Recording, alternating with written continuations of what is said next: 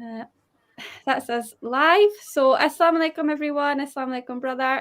Today I have a very special guest on, a revert brother based in Thailand who goes by the name of Bobby Risto, but you guys all know better as Bobby's perspective. How are you, brother? Yeah, alaikum salam. I'm good, alhamdulillah. Thank you very much for having me. No, thank you so much for coming on. I'm really excited for this. I watch your content regularly, and I think your content is fantastic. I always like your perspective on things, and you're a really intelligent person, and you explain things really well. So I really enjoy that. Thank you for that. For someone who's only a few months into the deen, I think I've said this before, is that your level of understanding of Islam is really impressive. You seem to have quite a lot of knowledge, and I know you did your homework quite extensively before you became Muslim. To me, you also seem like a person of 9 lives. From what I know, and this is not in order, you've been a vegan, you've been a Buddhist, a bodybuilder, a kickboxer, a Christian, a narcotics dealer, and part of the red pill dating advice space. And now, alhamdulillah, you're a Muslim, which I'm very happy to hear. So it's quite remarkable. You've had quite a life. So I'm really excited for this because I really want to get to know you better and get to know all of these parts of your life and how that led you to Islam. You're originally from the Balkans, namely North Macedonia. Is that correct, brother? What was it like growing up over there? Have they got a big Muslim community over there? Yeah, that is correct. It's called North Macedonia, but however, I grew up in Germany. So my parents are from Northern Macedonia. They moved pretty early on to Germany, and the Muslim community in Northern Macedonia is big. However, it's not Macedonian. Those people that are identified as Muslim would be Albanians, and therefore it was always this clash that we had for us being Slavs, Christian Slavs from the Balkans. We would always see Islam for something that is for the others and not for us. So this is how, to this very day, it is seen on the Balkans. Certain ethnic groups have their religion, and therefore it is pretty much unthinkable for a Macedonian to accept Islam.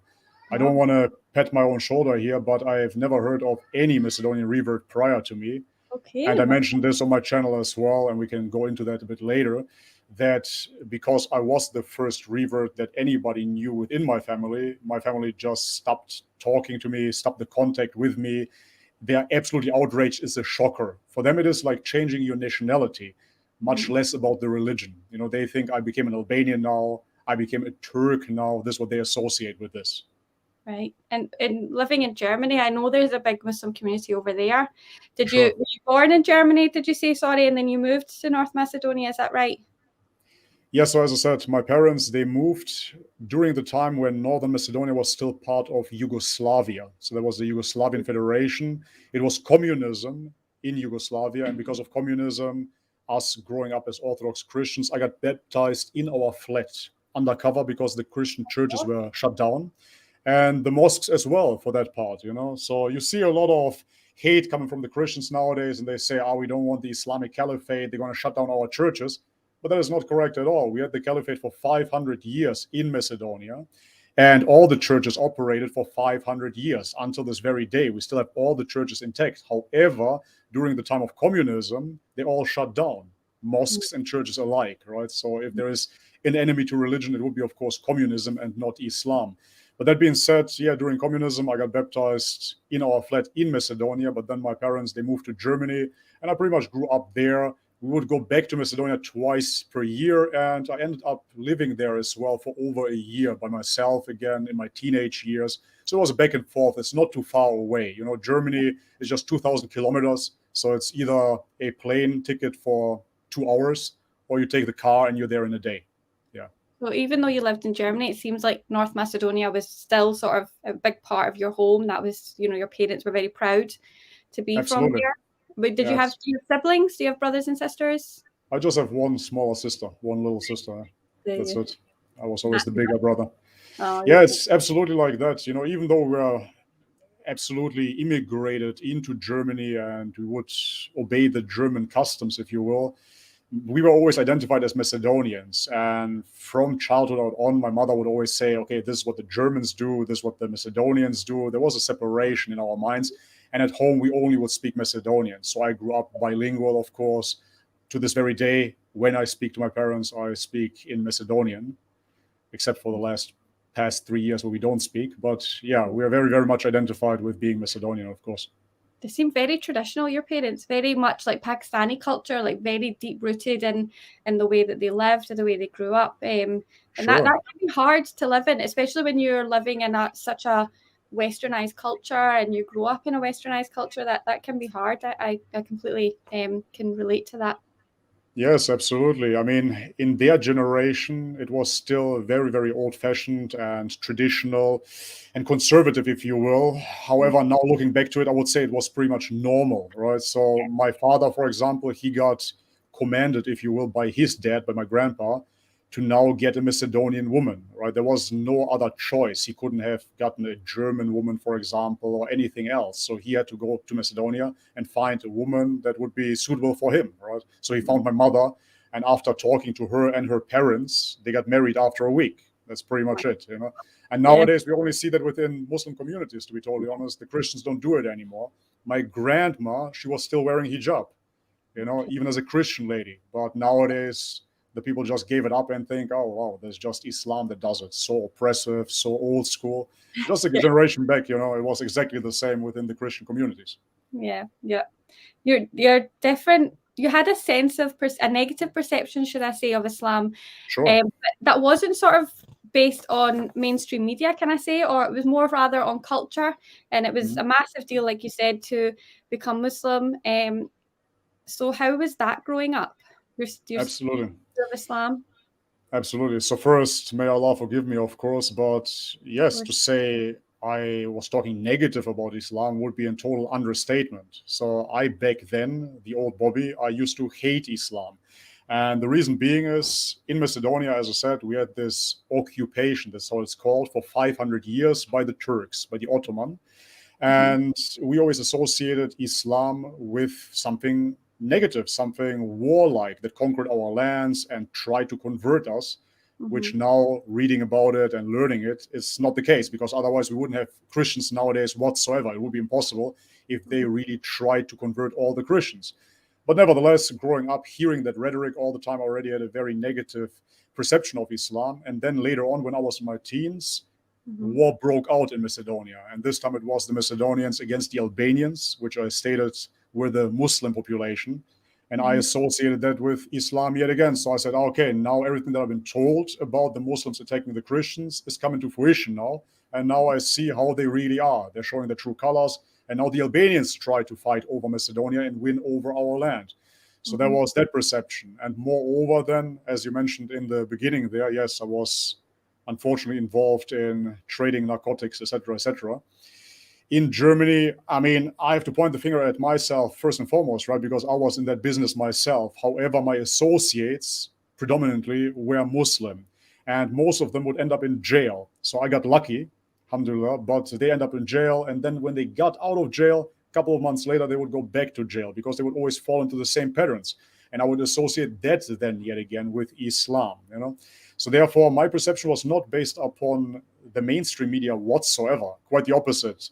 Once they started to push the whole 9/11 incidents, I was very disinterested in it. So for me, it was just a political move. Yet again, I wasn't interested in it whatsoever because I grew up with certain things that I saw from my perception, from my perspective, and this is what I saw as real. I would never watch TV and then say, this is the truth. Now I have to obey by what mainstream media told me, you know? So that wasn't really the reason behind it, even though I see, of course, that there is huge negativity within mainstream media against Islam. But nevertheless, for me, it was my own personal experience and my ignorance, I have to say, because I never opened up the Quran, nor did I ever visit a mosque, right? I simply saw people doing certain things, and I then ignorantly associated that with Islam. And to be totally honest here, if I would look at Christians nowadays and I would associate that with Christianity, then I must think that Christianity is the absolute worst, the Antichrist religion per se, right? Yes. Because I've seen so much degeneracy, it is absolutely unbelievable. I don't want to dive too deep here. I don't know which topics you describe on your channel, but we see this whole push nowadays of women being first and foremost on Instagram and then graduating in their career to OF. And then you see them wearing cross necklaces and having tattoos that say only God can judge me, right? So if I would judge Christianity by that standard, then Christianity must be the absolute worst, right? So therefore we can never judge a religion by the people, by the practitioners. No, I mean, I do know Christians that are wholesome, good people, but I 100%, I completely see where you're coming from. I do discuss it on the channel as well. And the Christianity is very, oh, it's just confusing. I think, you know, there's traditional Christianity, and then there's Christianity with Trinity. And then, like you said, there's people that say, I'm Christian, but they, you know, they maybe bat for another team, you know, LGBTQ, all that sort of stuff coming in, Right. with priests actually coming into doing that sort of stuff as well. And it doesn't make sense. No. But what led you then to, I'm really interested to know what then led you to Islam, because if you were so against it, or you really didn't want to have anything to do with it, what actually made you, I've heard a bit that you spoke about on your channel, but yeah, what was that light bulb moment? Sure. Yes, I wouldn't say there was a light bulb moment. It was a gradual transition. So first and foremost, as you said in your intro, you labeled me as a Buddhist. That might be not completely correct. So I have a lot of experience with Buddhism, even so far that I ended up in the monasteries here in Thailand, and I fasted with the monks and I meditated with the monks, all of those practices. However, I never converted officially. And this is what I have to say to the haters out there as well. They told me that I am changing my religions like other people change their underwear. That is not correct. This was my first official conversion. So I dabbled in Buddhism, Hinduism, New Age, shamanism, psychedelics, and all kinds of things. But officially, I never converted. However, now looking back, I see that it was a gradual process of learning and finding truth, right? So therefore, all my motivation behind any type of endeavor was always finding the truth. So when I was looking into diet, I want to understand how the human body works. And for me, it was crystal clear that if there is a species-specific diet, a diet that is catered fit to our species, then this must be the truth for our biology, right? So, for example, we all know that a lion eats meat and a cow eats grass. So there must be something that applies just like that for the human being, I thought. And this is why I experimented with veganism, with a carnivore diet, even the raw carnivore diet, where I was just eating raw meat and all kinds of things. Yeah. Then I experimented with fasting. I did 10-day water fast. I did 35-day juice fasting, all kinds of practices to understand this physical body. But that wasn't enough, because then I want to understand, I don't think that I'm just this body. So what is behind this all? So how do I pursue spiritually? How do I understand what I truly am? And so this is how I got into spiritual matters, Buddhism, Hinduism, etc., etc., etc. However, in this endeavor, I never looked at Islam, because I had this bias that Islam is the enemy's religion and it is evil. That's it. For me, it was crystal clear, even though I was totally ignorant, that Islam must be evil. I had this preconceived notion. And so therefore, after this huge excursion, where I even ended up in South America brewing ayahuasca, which is a psychedelic brew with the shamans, and doing ritual dances and whatnot. I have to laugh now because it sounds like a different person. But after that, I came to the conclusion, okay, now I did all of this, but I feel absolutely empty. I feel like I'm missing such a big part of myself that I used to have when I was a child. When I was a child, everything was so simple. I was simply praying to one God, and I knew that my prayers would be heard. Yes. And I talked about this on my channel as well, just a little side excursion. When I was 9 years old, I got very chubby. I was a little chubby kid. And the only prayer, of course, selfish, but I was a kid after all, was every night, God, show me how to lose weight. Oh, that's Yeah. quite sad that you had 9-year-old that you knew that this is not how I feel. You don't feel good.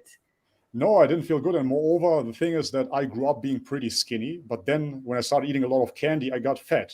However, I didn't make the connection and I didn't understand, because at first I thought, okay, there are fat kids and there are thin kids, but I used to be a thin kid and now I'm a fat kid. So what's up with that? Somehow I need to reverse the cycle, but I don't know how. And because I'm a bit older, I didn't have internet during that time, right? So I had no internet, I had no access to any type of information. And therefore, I was really struggling finding that information. So all I had is praying to God, right? And every night I would pray, God, please show me the secret. How do I lose weight? And there was this one day when my mom took me with her to a friend of hers for a little get together with her friend, where they just drink coffee, eat cakes, and slander other people. I don't know what women do. So for me, it was extremely boring, because that friend of my mom didn't have any children. So therefore, no toys either. So I was the only kid there at 9, running around in circles, right, and just trying to find something to entertain myself. And the only thing I could find was a ladies' magazine. Oh, And gosh. so I open up this ladies' magazine and I see on the cover, actually, it says "The Secret to Weight Loss." Okay, that's it, you know. Amen, I said back then. So yeah, my prayers have been heard. And I opened up page 6, and on page 6 it said, the secret to weight loss is don't eat after 8 p.m. But the thing is, I took it as gospel, as they say, you know. So I took it and I said, okay, I'm going to apply this. And really, from that day out on, I never ate after 8 p.m. And when I was 16, yeah, really, I was so disciplined with it. Even if we would go to family occasions, certain festivals or whatnot, I would never eat after 8 p.m. And by the age of 16 years old, I lost all the weight, you know, and I was a skinny teenager, you know. There you go. So it did work. So God that does worked. answer prayers. Yeah, God answered my prayers, exactly. And so therefore I always had that memory of me, you know, simply praying to God and having this very pure connection. If I just pray to God, my prayer will be answered and everything will be all right, in a nutshell. You know, I don't have to worry about anything, everything's fine. However, then in my 20s, as I said, I went through all of this struggle, all of this searching to find truth. And in the end, I was left with nothing, right? This is when I decided to return to Orthodox Christianity because, as I said, Islam is the enemy. All I have is Orthodox Christianity. So the only solution for me to reconnect to God was to return to Orthodox Christianity. So I thought. But now comes the kicker, because I was the first one in my family to actually research Orthodox Christianity and study it. Okay. Nobody else did. So by default, yes, we're Orthodox Christian, but I like to call us cultural Christians. Because on the Balkan, to this very day, when I talk to people about the Trinity, nobody can tell me what the Trinity is. Yes, they heard about the Father, they heard about the Holy Spirit, they heard about the Son, they heard about those concepts, but nevertheless, they never heard about this then being God, a triune God. That sounds crazy to most people. Matter of fact, when I started learning, I actually talked to my father for the very first time in my life about religion. And I asked him, hey, what do you think about the Trinity? And he told me, what is that? You know, so I started explaining to him, well, the Father is not the Son and the Son is not the Holy Spirit, but they're all God. You know, that's how it works. And he looked at me and he said, that is the craziest thing I ever heard in my life. That's absolutely ridiculous. And if this is really what Muslims believe, then so be it. You know, let them. And I said, no, you misunderstood me. I'm not talking about Muslims whatsoever. This is what we are supposed to believe. And for the very first time in my life, I saw my father actually being shocked about the religion. And he said, this can't be. And usually he brushes off information like this. You know, I'm his son after all, so he's my father. He's not going to engage too much with the information. He's old school. But this time around, even 3 days later, he was still on his phone researching the Trinity. He couldn't understand what this was. He said, this is so insane. Who came up with this? It doesn't make any sense. And I told him, yeah, I see it the same way. So to cut the long story short, I was the first one to actually research it. I was the first one to actually stumble across the Trinity. And then I went so far that I went to Greece, to Mount Athos, which is a little island secluded. And you only have practicing monks and bishops and archbishops. Only men are allowed on this island for over 1,000 years. Some of them never saw a woman in their life, ever. They're secluded and they're worshiping God in their own ways. However, they are the first Orthodox Christians. So I went there, again, on the search for answers. And I talked to them, and nobody could give me a clear-cut answer. Nothing really made sense. You know, nothing really made sense. And so therefore, coming back from that pilgrimage, usually Orthodox Christians are very uplifted after that. For them, it is like going to Mecca, you know, and they feel light and they feel happy. But I came back, I was destroyed. I thought to myself, oh my gosh, let be. You know, I've been searching for so long. I returned to Christianity, and now it again doesn't make any sense. I still am searching. How can that be? Now I'm in my 30s and I'm still searching. That's ridiculous. This can't be how a man operates. You know, I have to be upon the truth. And so this is when I decided, sneaky old me, to debunk Islam. I came to the conclusion, you know what? There's only one way to set this straight. I know that Christianity is true. There must be a misconception within my own perception here. Yes. I'm going to debunk Islam. And once I debunked it, I was even thinking about doing it on YouTube, you know, like a David Wood or something, and talking against Islam. And then I will have more faith again in my own religion. And so this is why I opened up finally the Quran, you know. And just after opening it up, it took maybe one night or so. I couldn't believe it. That was that quick. Yeah, because at first I was looking at finding the devil within the Quran. And I talked about this on my channel as well. And obviously we seek refuge in Allah away from the devil, you know. And when I read this, I was like, okay, nice trick, you know, he must be somewhere. Yeah.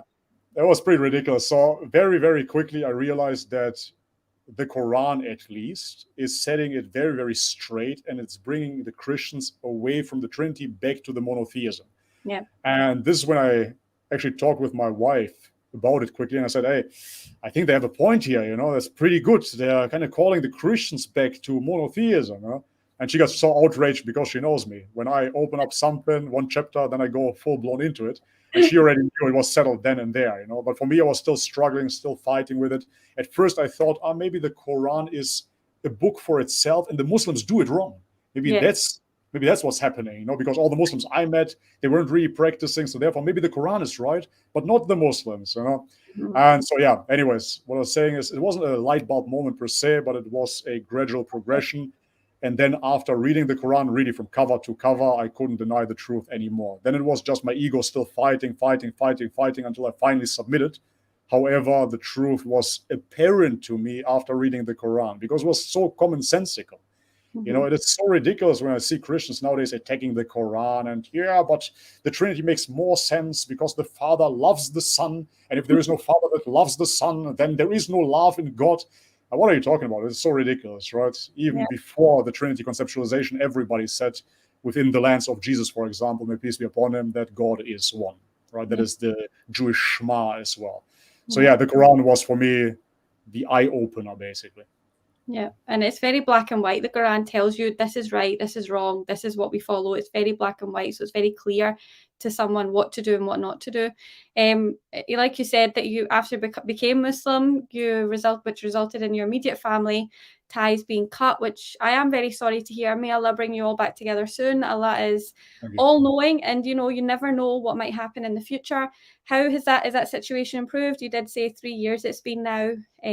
That must be tough. I have similar.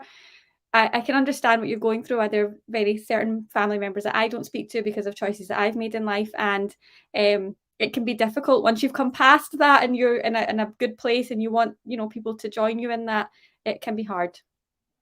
Sure, it was not 3 years, right? I reverted recently, 3 months. Right? Oh, 3 months. Right, sorry. 3 months. Yeah, I just reverted 3 months ago, maybe even 4 months by now. Very recent. Yeah. You can check it on my YouTube channel. I'm not too sure when I reverted by now. I think it's 3.5 months or so. And basically, I told them right away, and that's when they just cut the contact with me. So now the situation improved slightly with my mother. Okay. Because my wife is pregnant again, and so congratulations, mashallah. Thank you very much. Thank you. Yeah, so my wife is in contact with my mother, and I sent like an ultrasound picture, here and there. So there's a little bit of contact with my mom. With my sister, not so much, and with my dad, there is nothing. So I live in Thailand, they're living in Germany, and I try to tell them via video call rather. And when I told them, my dad just went out of the picture. That's basically it. He just went out of the picture. And since then, I haven't talked to him. He blocked me as well on WhatsApp, etc., etc. So I have no contact with him. The thing is, I don't want to complain about this whatsoever because I truly trust in Allah's plan. So therefore, it is what it is. I have been pursuing truth all my life. And if we pursue truth and that will alienate people, even family members, then so be it. I believe that we can all learn from the story of Ibrahim, right? When he gets commanded, or tested rather, to sacrifice his own son. I believe that this has so much metaphorical power forever, ultimately, because it shows us that nothing comes before God. Absolutely nothing. Even the things that we hold so dear to our heart, even family that we hold so dear to our heart, nothing comes over God. And therefore I see it as a true test. And I will never regret my decision because now people choose not to talk to me. And yet again, I come from Macedonia, I come from the Balkans. Family is extremely important to us, but we're talking about the afterlife here after all, right? And therefore I cannot prioritize my family over God. That would be absolutely impossible for me. And moreover, to be quite frank, I believe that if people cut you off because of God, well, then the blame is on them and not on me. I tried everything. I am obliged as well to be a good son, so therefore I tried reaching out, etc., etc. And inshallah, one day we will talk again. But as for right now, they have their own grieving process, and who knows? Maybe it's for the better for them as well. Maybe they find the truth too. Who knows? Yeah, and it's still very early, like you said, 3 months just before Ramadan. I think you said, didn't you? Exactly. So it's still very early and they still need time to process it. So it's like you said, I mean, if you had that view of Islam before you converted or before you even opened the Quran, I mean, their view is still exactly the same. And maybe it might then incite them to open the Quran and actually read it. You know, you don't know. So it's very early. Is your wife still Christian? How did she take that? That must have been a big change for her as well. Yeah, so my wife, she is half Senegalese and half French. She grew Right. up in Africa, however, until she Okay. was 18 years old. And then she went over to France for studies. And then later on, just a few years later, we met in Australia whilst traveling. She was there on an internship. But she grew up in Senegal. So in Senegal, I believe 97% or so are Muslim, anyways. Okay. However, in her city, she grew up in the capital, Dakar, and there it was fairly mixed. Moreover, she was going to an international school because her father was French, as I said, and therefore there are different ethnicities, different religions as well. She had very positive experiences with Muslims, actually. So, for example, for Eid, the Muslims would bring meat, and for Eastern, they would bring food to the Muslims. They had a very, very beautiful upbringing, actually, and there was no tension whatsoever. However, there was still this, I would say, egocentric approach to, as we all do growing up. I am Christian, he is Muslim, and you kind of fall into this trap of defending your religion, even though you don't know much about it. So no child really knows much, but you're still going to defend it. Yes. And her mother, on top of that, grew up in a monastery among nuns. So she was very, very Christian. Even to this very day is very Christian. She just came back from a pilgrimage to, I don't know exactly where she went to, Nazareth or something, the Vatican. It was a whole tour. They followed Jesus' footsteps, allegedly, at least from what we know, Jesus' footsteps were. And so she is now, I believe, 70 years old or something like that, almost. And she's still very, very practicing. So this is how she grew up. However, her sister, for example, she converted to Islam as well because she married a Senegalese Muslim, right? So it's not alien to them whatsoever. I mean, at our wedding, for example, that part of the family was there as well, and they were Muslim, So it's not very alien to her. However, she fell in love in the Christian version of myself, if you will, because she met me when I wasn't Christian, when I was still into psychedelic spirituality and all of those things.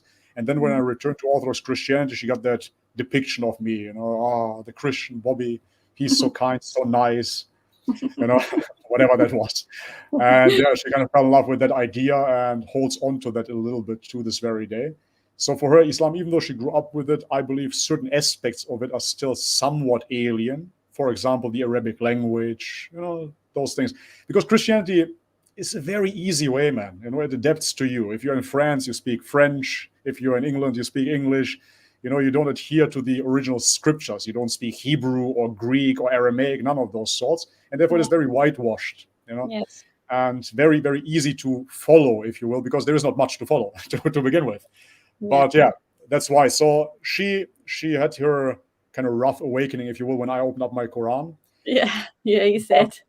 But as I said, it took me 2 years. I read and I studied, and after 2 years of studying, I finally submitted to Islam. So for her, it's nothing new anymore.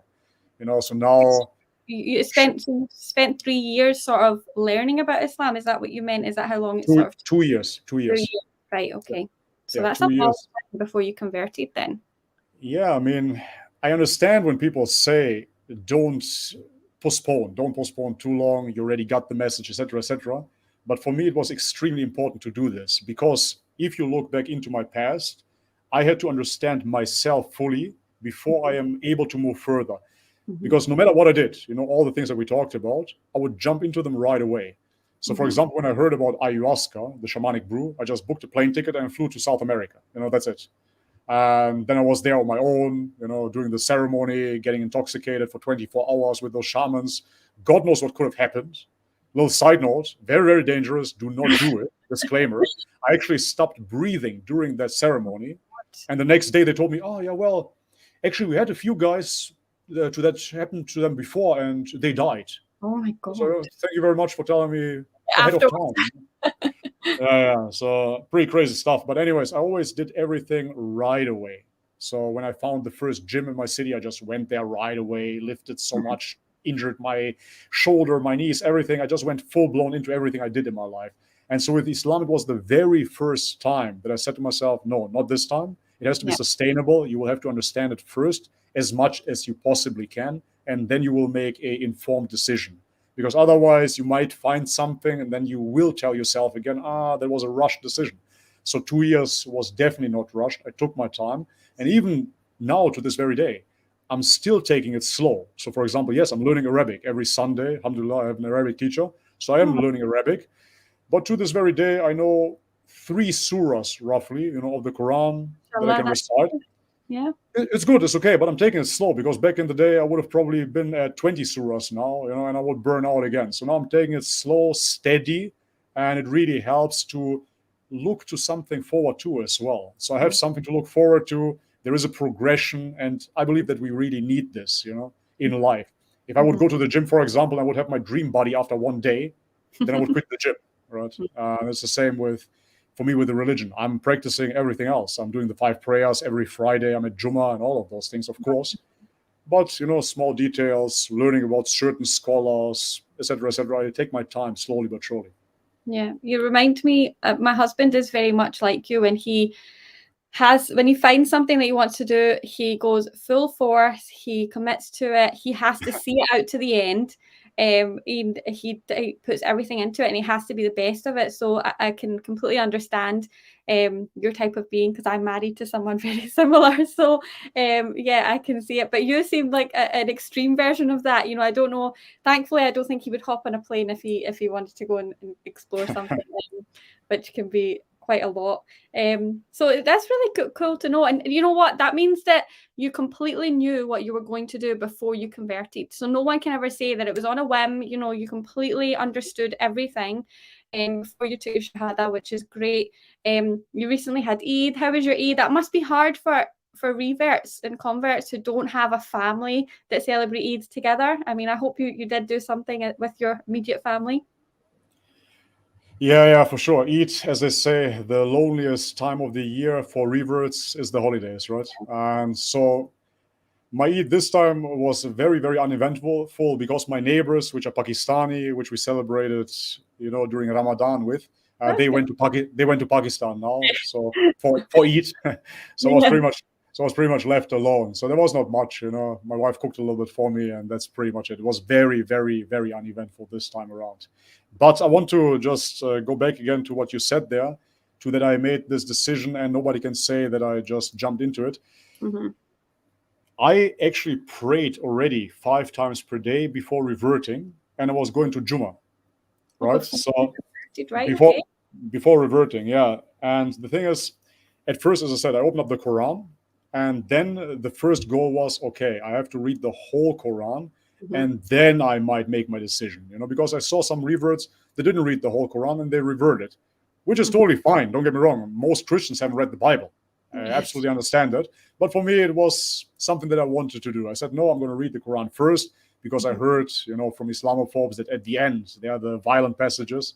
So I'll make it to the end. And then I know, this book is from the devil after all. And so, yeah, I read the whole book, and obviously I didn't find the devil within it. However, then I had a new challenge. Okay, now I need to read about the Ottoman Empire. Now I need to read the Hadiths as well, And then, how about the prayers, because the Christians said you have to pray 5 times per day. Why would God ask you that? You don't have to that. We are saved by grace, etc., etc. So I want to see how it feels, basically. What kind of feeling I get when I put my head to the ground, basically. So I started doing that. And to be honest, yeah, that was quite amazing to me personally, because I got like a yearning after that. It was something that my body craved. So, for example, after veganism, there's actually an interesting correlation here. After veganism, first I had an egg. And when I ate the egg, that was my gateway food, right? When I ate my egg, I felt right away this was missing within my body. I felt it right away. The saturated animal fat, this was missing. However, then I gradually progressed, and I started eating sushi, raw fish. And that just hit the spot. All of a sudden, I felt like my brain turned back on. I was back to my old self. 4 years have passed. I'm just eating vegetables, just side dishes. What was wrong with me? And so then after that, I couldn't help myself but eat sushi every day. So I would go out and eat sushi because my body was craving it, right? But before that, my body wouldn't know it because there was no sushi around. And I don't want to compare Salah to sushi, but just to have an analogy here. Once I did Salah, I just felt like, wow, where was this all my life? Finally I can actually submit myself to God. The humble feeling of it, and just this internal peace that it gave me. So therefore, it wasn't even a challenge for me then to pray 5 times per day, but it felt like, oh, okay, I'm coming home 5 times per day. And so therefore I did that as well before converting, as I said. And ultimately, even then, was still looking for excuses, still trying to find something.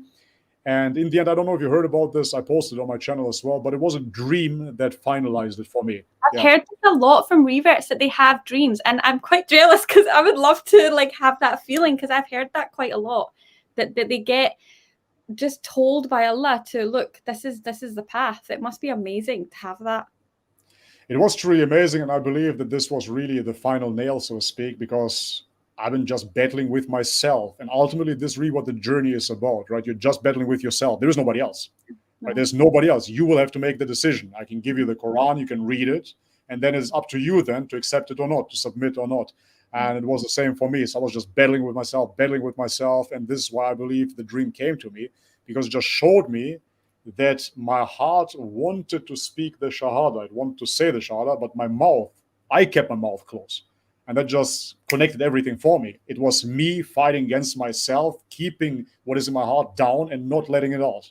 Right, so this was such a beautiful sign. Already Muslim anyway. I mean, you were Muslim already. You're praying Salah, you're reading the Quran. You were already Muslim, like you said. You just had to say it.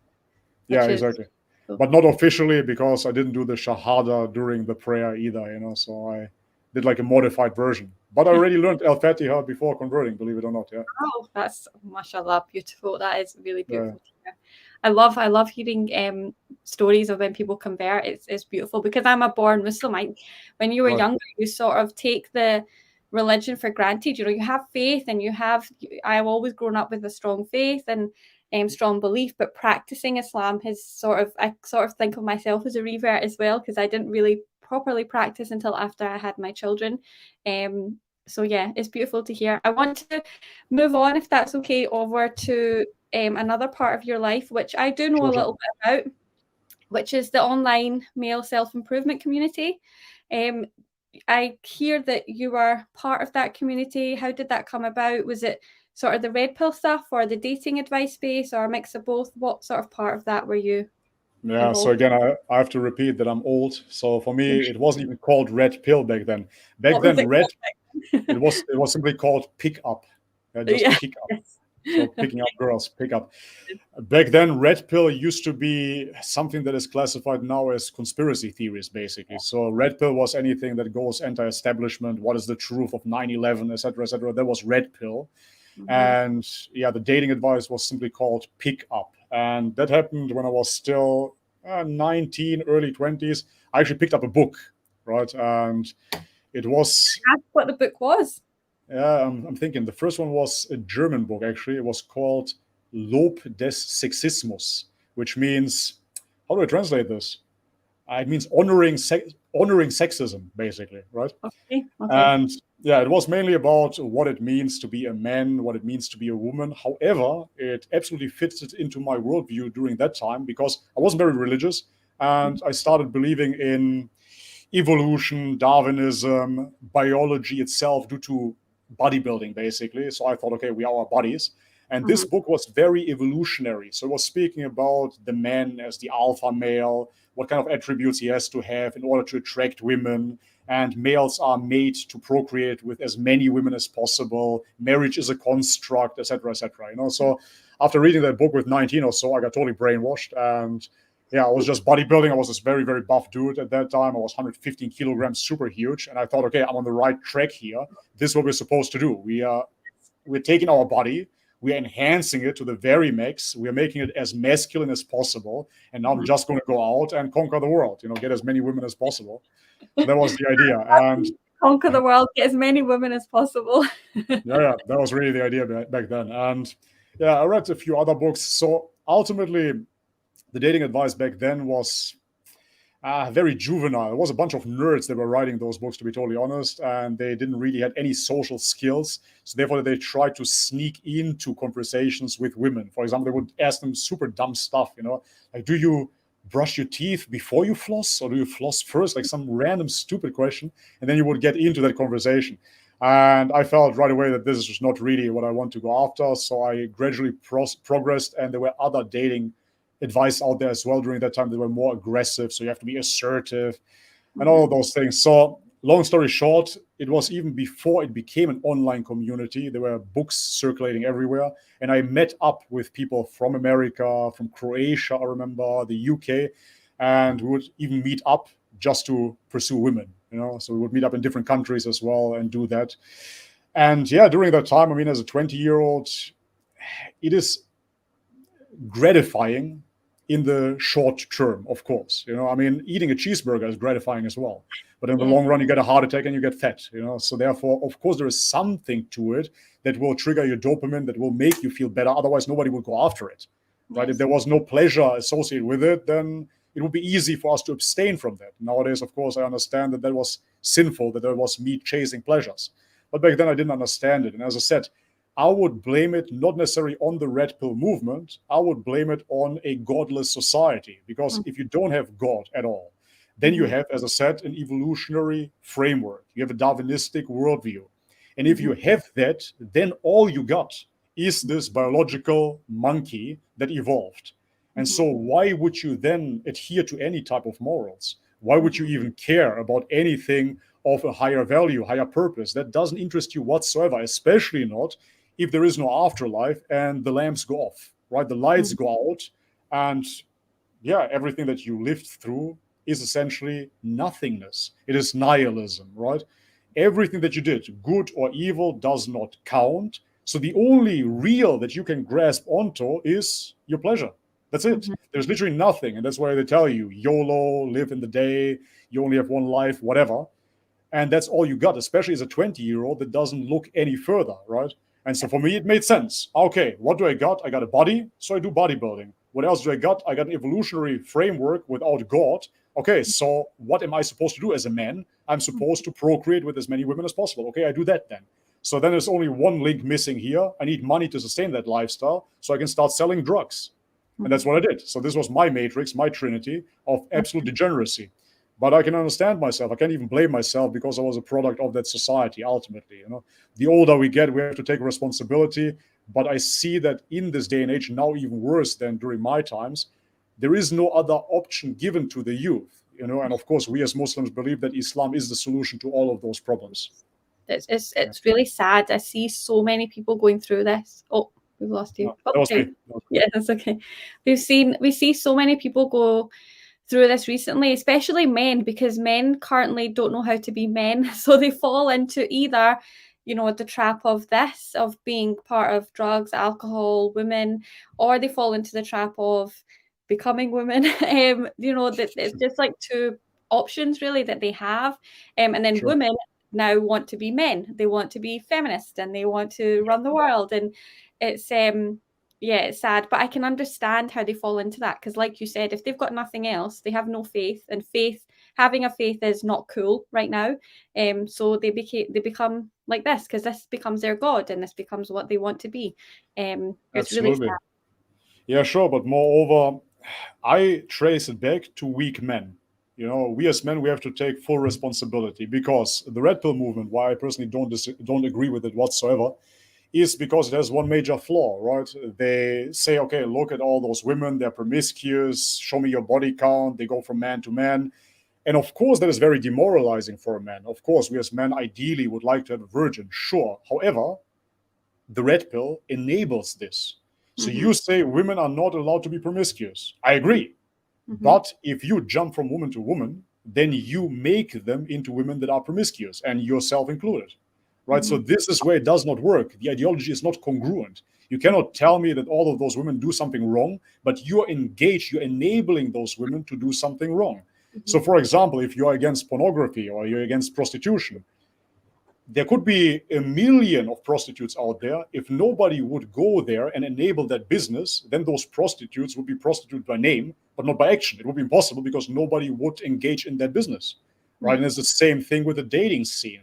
So if you're against that, then you cannot be engaged with it. And that's what I understood later in my life as well. I hated this degeneracy. And this is what the red pill talks against. Oh, look at this degeneracy. You are part of it directly. You are creating it.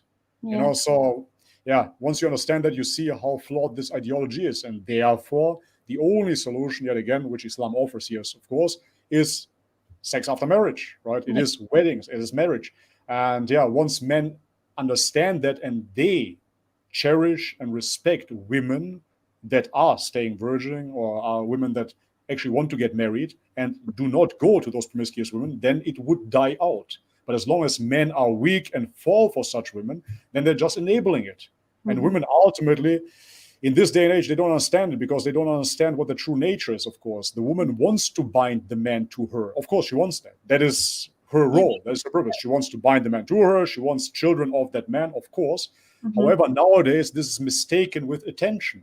And the woman doesn't understand that what she really wants is to bind a man to her and get kids. Instead, she thinks, oh, just quick attention will fix this. And then they do it during their 20s, and then their 30s, they're shattered. I have so many past girlfriends, if you will, that are absolutely shattered in their 30s now. And I'm not saying that to be funny here. It's really the case. Now they're dog mummies. Now they're buying a dog, and men are evil, and we are feminists, etc., etc., etc. But nevertheless, we as men should take full responsibility here, I believe, because the woman will follow. And we as men, we have to become strong and return to God first and lead the society and abstain from those sins first and foremost. Because if we abstain, then there is absolutely no degeneracy to commit. So do you think that's what the solution of our society today is that men coming to Islam or just to God in general and becoming men again? Do you think that's what the solution is to fix everything that's going on? That is the only solution there is. So as Muslims, of course, we will say that Islam is the only solution. Of course, I would say that it's favorable if Christian nations would return to Christianity at least. Yes, at least. Better than nothing, sure. But ultimately, I see the solution within Islam, and why try to fix this broken system with the same solution? So Islam has not been adapted in Europe, for example, or in the West. So I believe that now is the time to adapt Islam, the full solution, of course. Because if you look at Christianity, there's one major flaw. And one major flaw, I have to correct myself here. There are a couple of major flaws, but one flaw stands out, and that is that Christianity led to secularism. Christianity itself led to secularism. So we have this huge issue here where we have the division of state and church. And that won't go back anytime soon, if at all. It won't happen. And because Christianity has failed as such already to separate those instances and create a godless society. Because what do you got? So if you truly believe Christianity is the truth, okay, so be it. Why would you then separate it from the state? Because now you have a law set in place which is man-made. Now you have man-made rules. And why would anybody in their clear conscience follow those man-made rules? That is so demoralizing already. Why would I follow something that another man made up? I'm living here in Thailand, for example, yeah? Just a few years back, if you would get caught with weed, you would get to prison for 28 years or more, or even death penalty, right? It's so harsh. But now, 2 years ago, during COVID, now weed is legal. And now everybody's smoking on the street and hey, everything's fine. So what is right now? What is right now? I don't know. Please tell me, what is right now? Is it correct to smoke weed? Is it not correct? The state said no yesterday. Now they say yes. What is right here? Is it right to get married at 18, like the West says? But it's okay to have sex at 16. Yeah, that's fine. Okay, so it's fine to drink alcohol at 16 as well, but it's not a right to get married. It is only a right after 18. Whatever, right? So those are a bunch of man-made rules, and they are just set up for failure and frustration, I truly believe. And therefore, the only true solution, of course, again, I have to repeat, would be Islam. The only true solution would be for men to return to God and be true leaders of their family, true leaders of their society.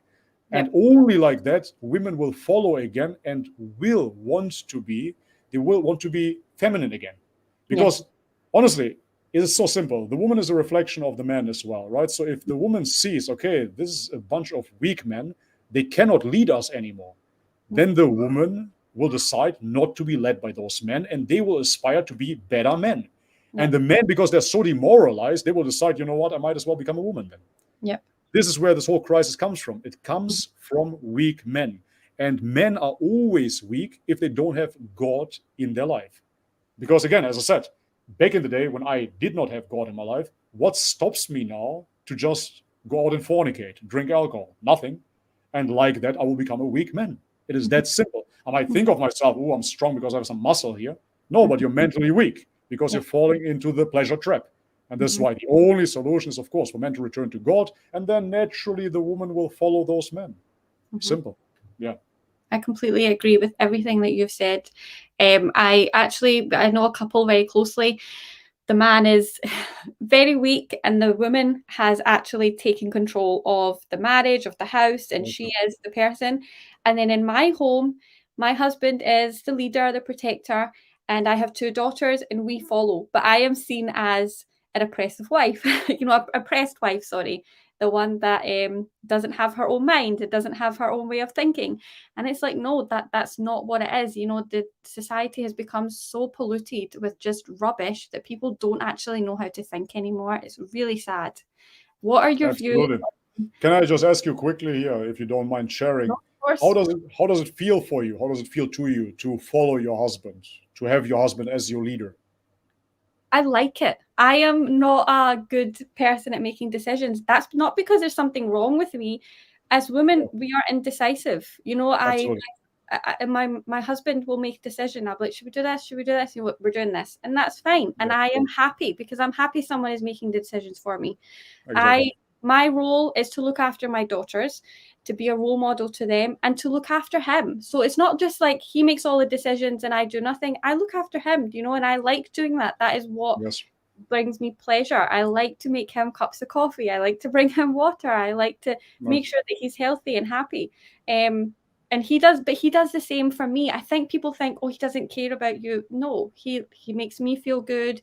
If I've had a difficult night with the children, he'll go, look, you have an hour, get some sleep. It's a team, but he is the leader of that team. And I don't know if that's like that in your home. That's what it's like in our home, and I love it, and it makes me happy. And I hope, inshallah, one day my daughters will marry men that will look after them. I don't want them to be the ones that have to look after the men. Beautiful. Absolutely. And this is how it is supposed to be naturally, say, of course, created by God. Because as you said, women, generally speaking, are more indecisive and they like to follow a strong man. Now, just flip this whole script. Imagine your husband would be indecisive and he would ask you, what should I wear today? Where should we go? It would frustrate you and you would actually start hating and resenting that man because it is not his nature. Yes. The nature of the man is to lead and the nature of the woman is to follow. And this is why we see it everywhere in society. You see female politicians, whatever. It doesn't make any sense whatsoever. We need to restore what it truly means to be a man. And once we do that as men, then women will gladly follow because they see that we are men of God. But until then, they won't follow. And that is absolutely natural and normal as well, because they need to essentially make up for what is lacking within their men. I saw that in Germany. It was absolutely hilarious. I will never forget this. My neighbors, the father, the husband, whatever you want to call him, he was so, I don't want to use this term, but I have to. He was so cucked. It was so unbelievable. This guy, he would go to the fridge and would have to make his own dinner. And he would take this German bread and put 2 sausages on it, Oh. And when his wife would see that, she would say, what are you doing? 2 sausages. You're a pervert. Who eats 2 sausages? She would call him a pervert because he eats 2 sausages. And that is so abnormal.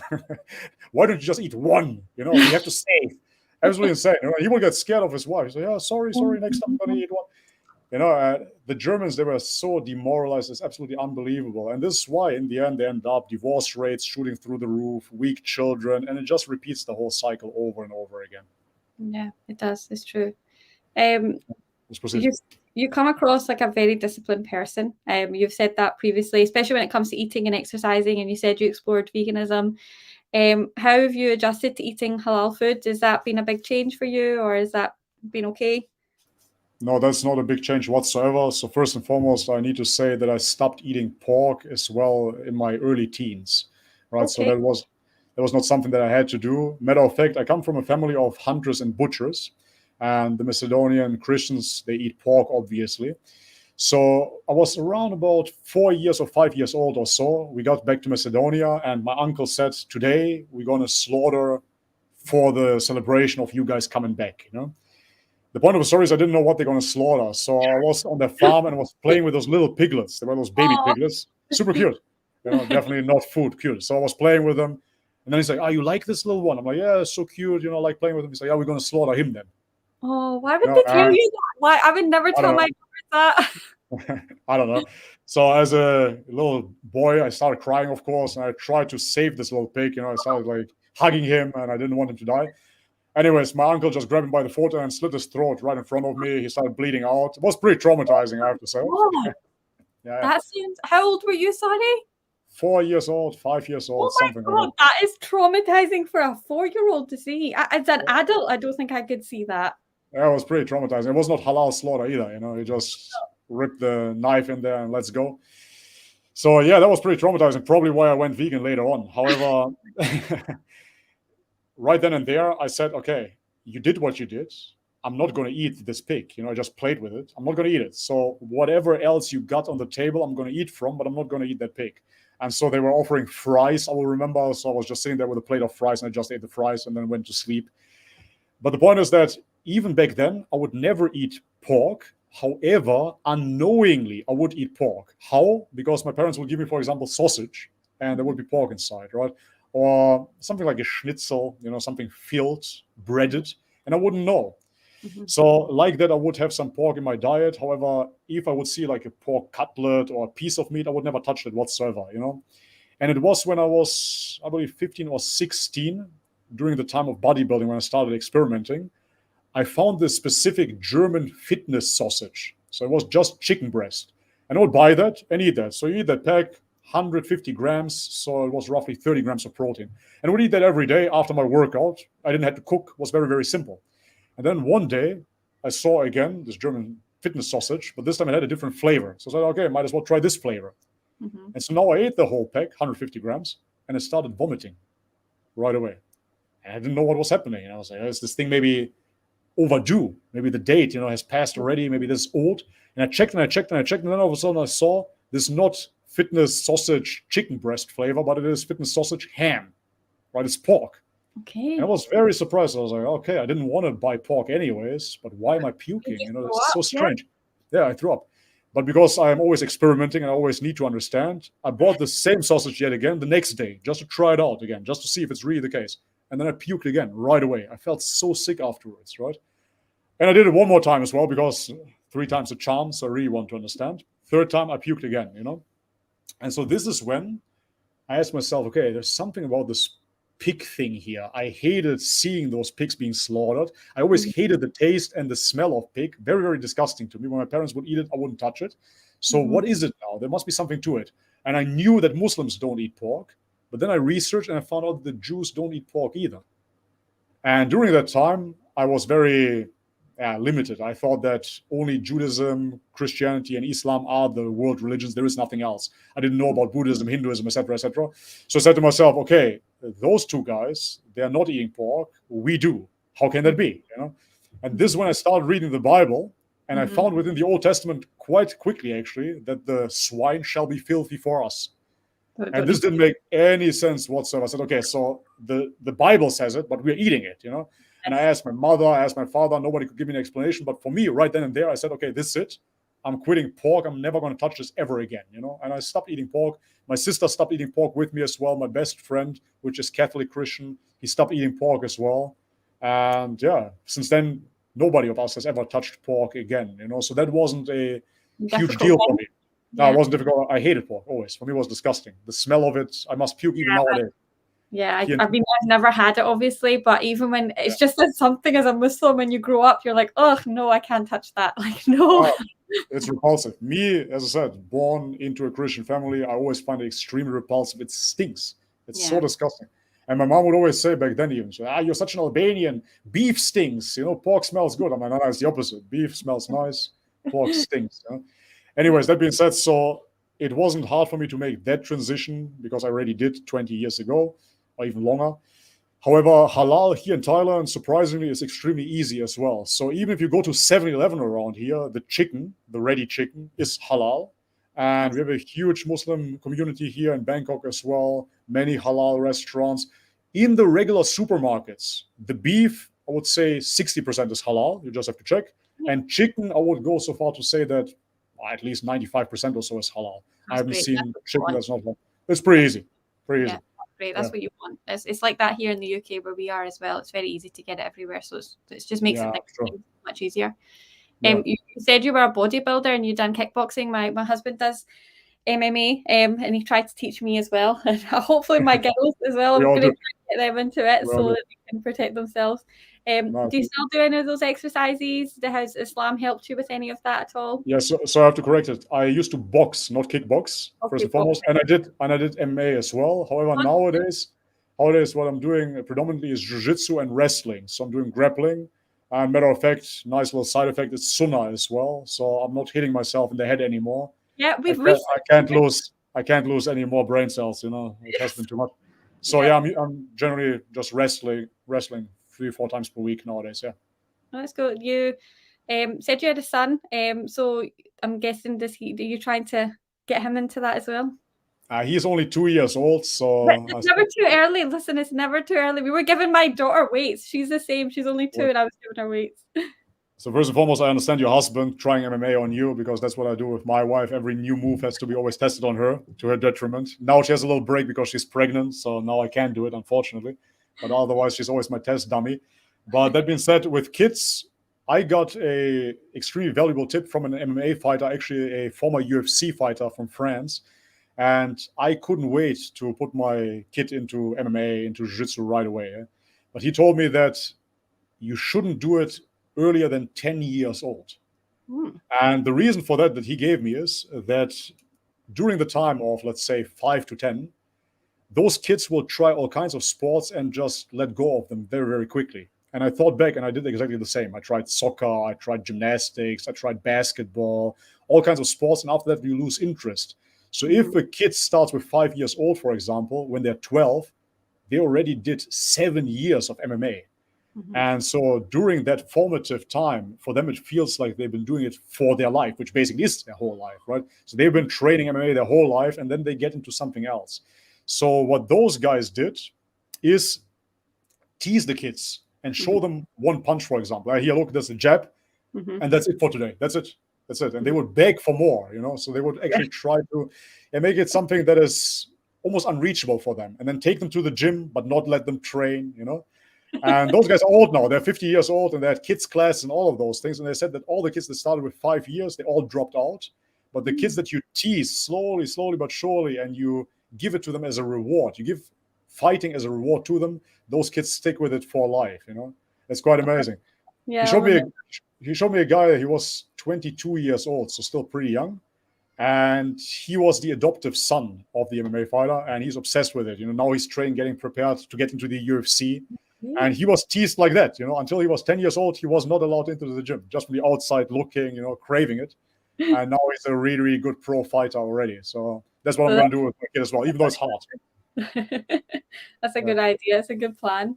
I watched some of your interviews as well. And I remember in one interview you said that, and you recently just said as well that you were nightclubbing a lot when you were younger, which led to you selling narcotics and led to mental health issues. And this was way before you became Muslim, obviously. Sure. How did you become involved in that? How did you get out of that? And what would you say to young Muslims that are going through that just now?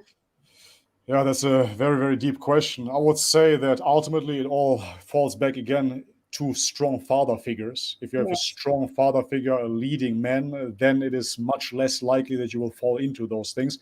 My father, God bless him, he was a great dad. I will never talk bad about him. However, his father, my granddad, was extremely strict. He was a communist, very, very strict, very disciplined.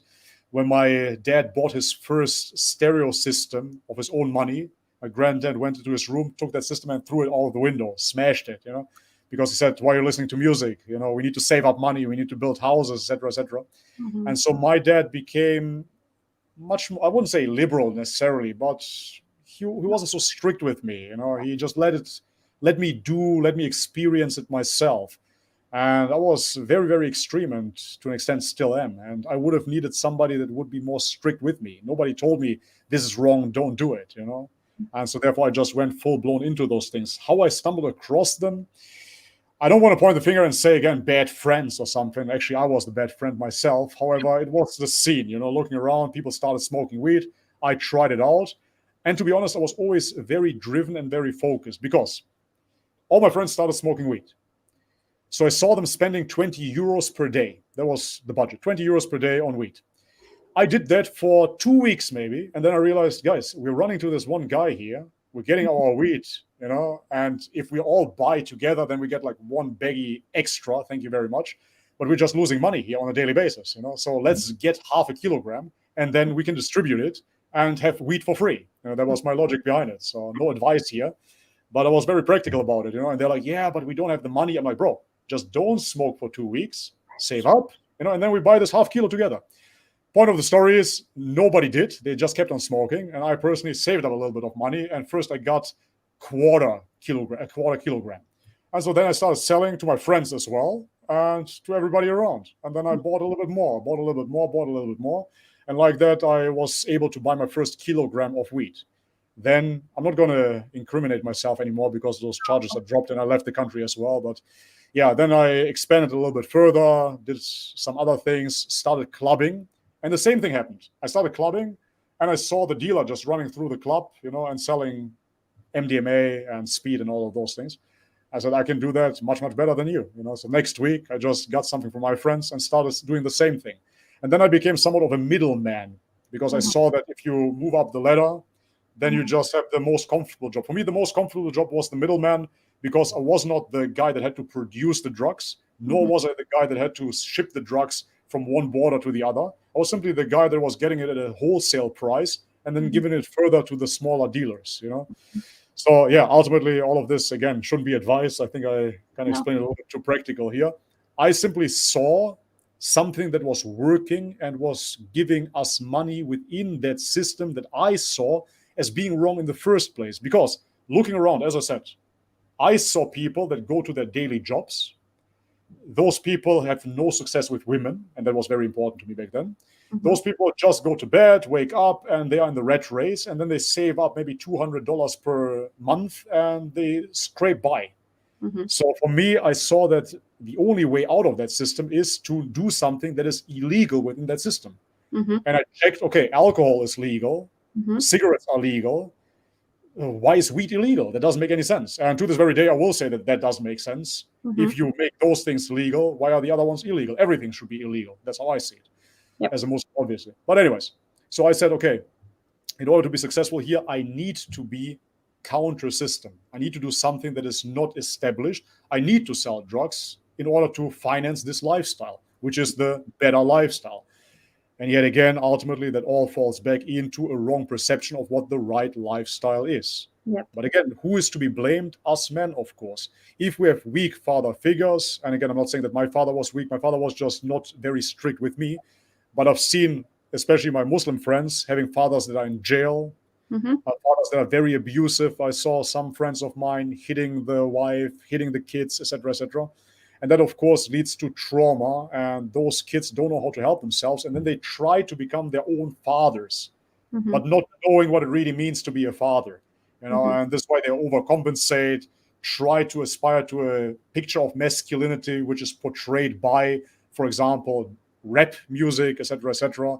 This was a picture that was depicted to me as well through rap music. You have to be violent. You have to have many women. You have to smoke weed. All of that stuff, right? And so therefore the way out, yet again, no matter how we look at it, and this is not only because now we're talking here as Muslims, but what else is the solution? You have to ask yourself generally, what is the solution? You have a democracy which has utterly failed. That democracy was built upon Christianity, which has utterly failed. You have communism, which I saw on the Balkans, which has utterly failed. What else do you got? A dictatorship, National Socialism? What else is there? Right? So the only system that we got in place would be Islam. That's the only system that would make sense. And you have to further ask yourself, spiritually speaking, how do we return to God? So only Islam is the truly monotheistic religion. So the answer is there on a silver platter, so to speak, because no other religion is monotheistic as Islam is. And by that standard alone, no other religion can lead you closer to God. That's it. That's the only way to escape it. And that's why I believe that it's very, very important to depict a beautiful picture of Islam. And I mean, we as men, of course, depict a masculine picture of Islam as well, what it means to be a true man, right? Not this perversion that Red Pill tries to display.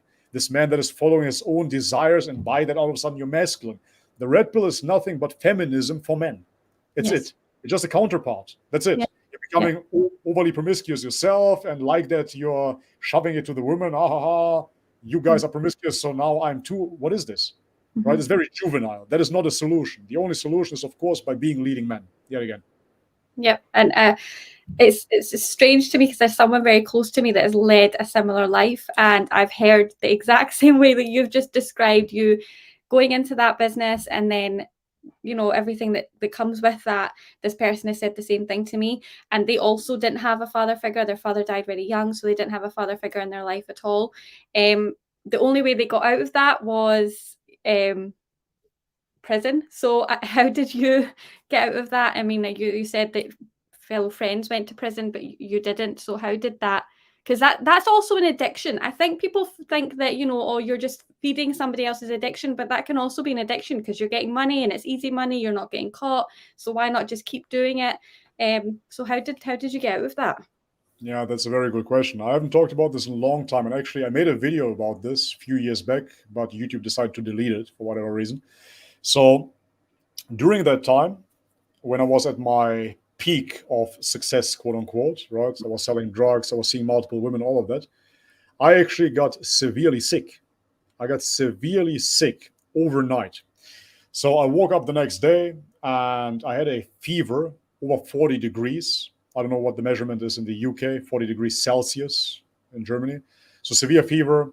Yeah. I got inflammation everywhere, and my lymphs, they started becoming so big, even you could touch them under my skin. They started really swelling up everywhere.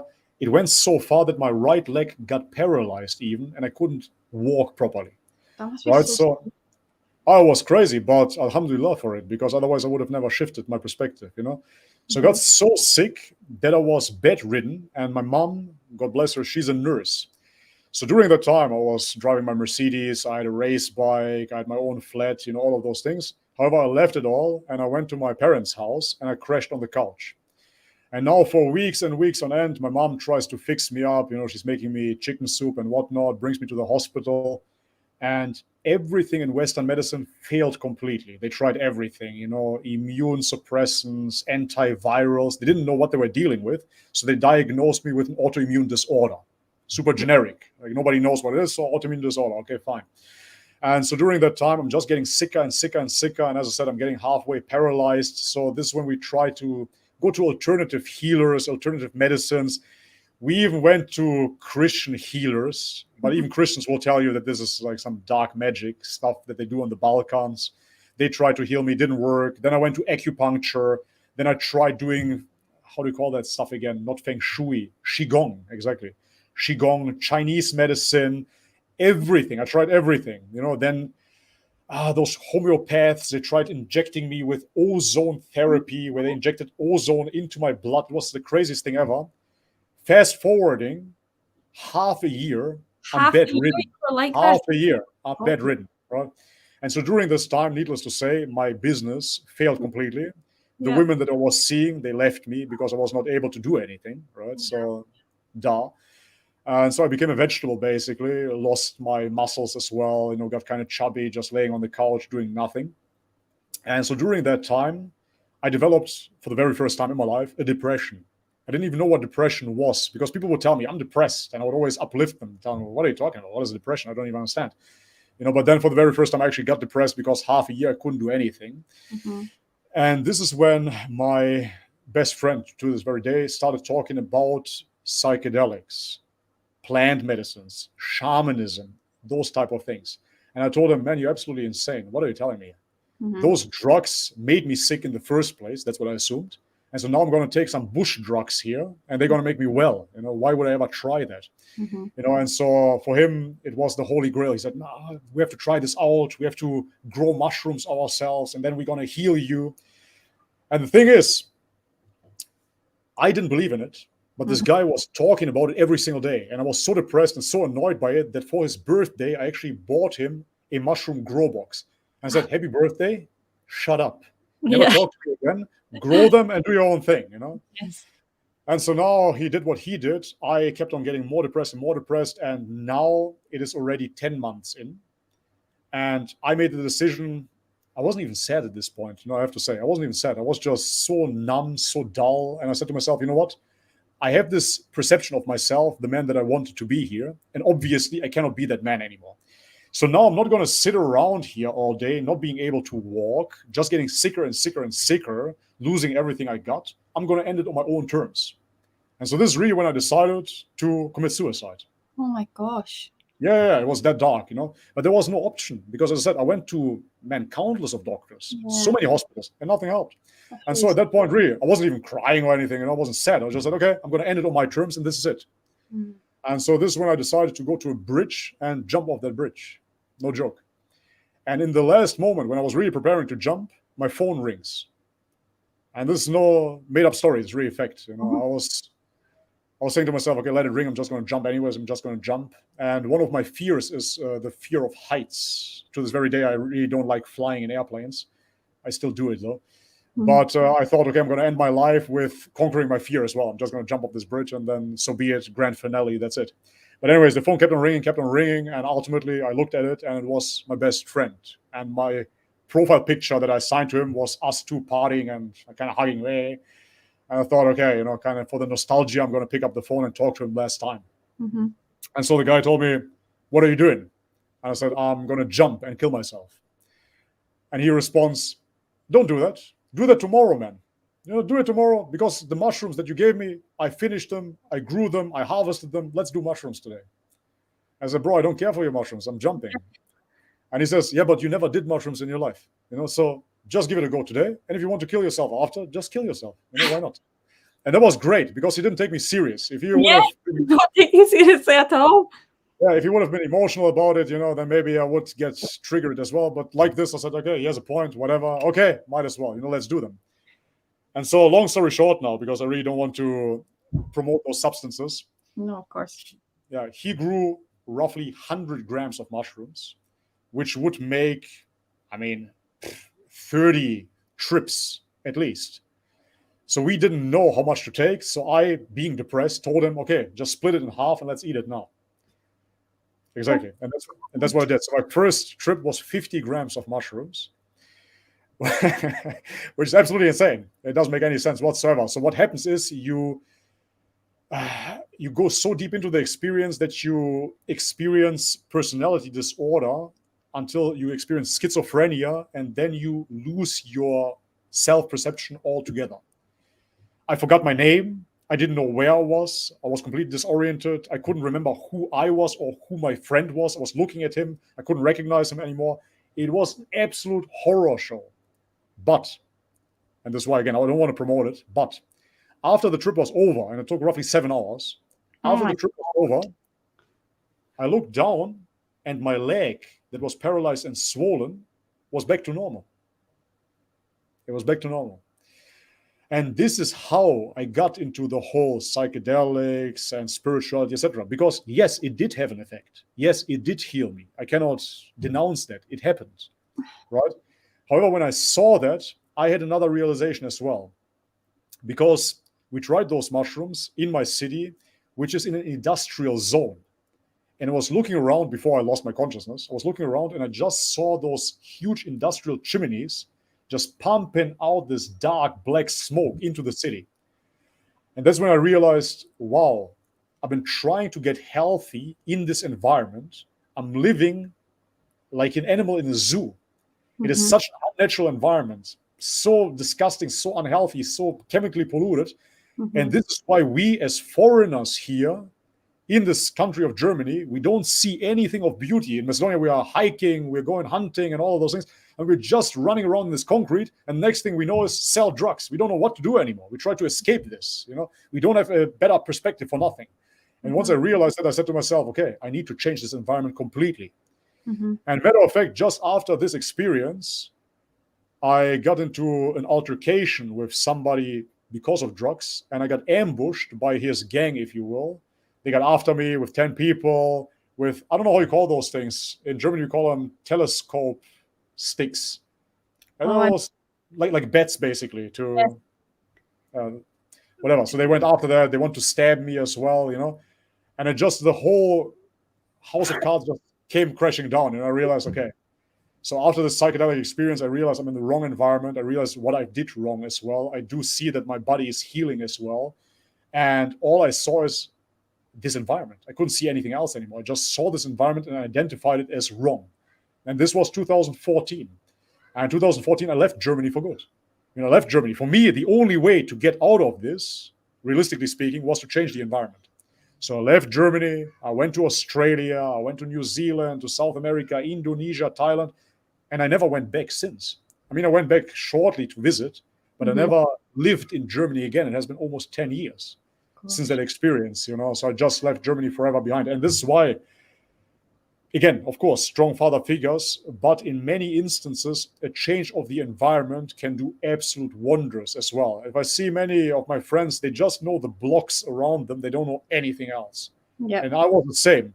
I knew my blocks, and then I would drive over to Amsterdam, the Netherlands, and come back. That's it. And then once per year, Macedonia, happy times. Oh, everything is normal. And then back into the concrete, So changing the environment can be extremely powerful for people. Extremely powerful. It was for me. That's how I got out of it. Oh, there was a lot. There's so much in there that I need to ask you about. First of all, I hope you still talk to your friend because he saved your life. Yeah, absolutely. I love that guy. To this very day.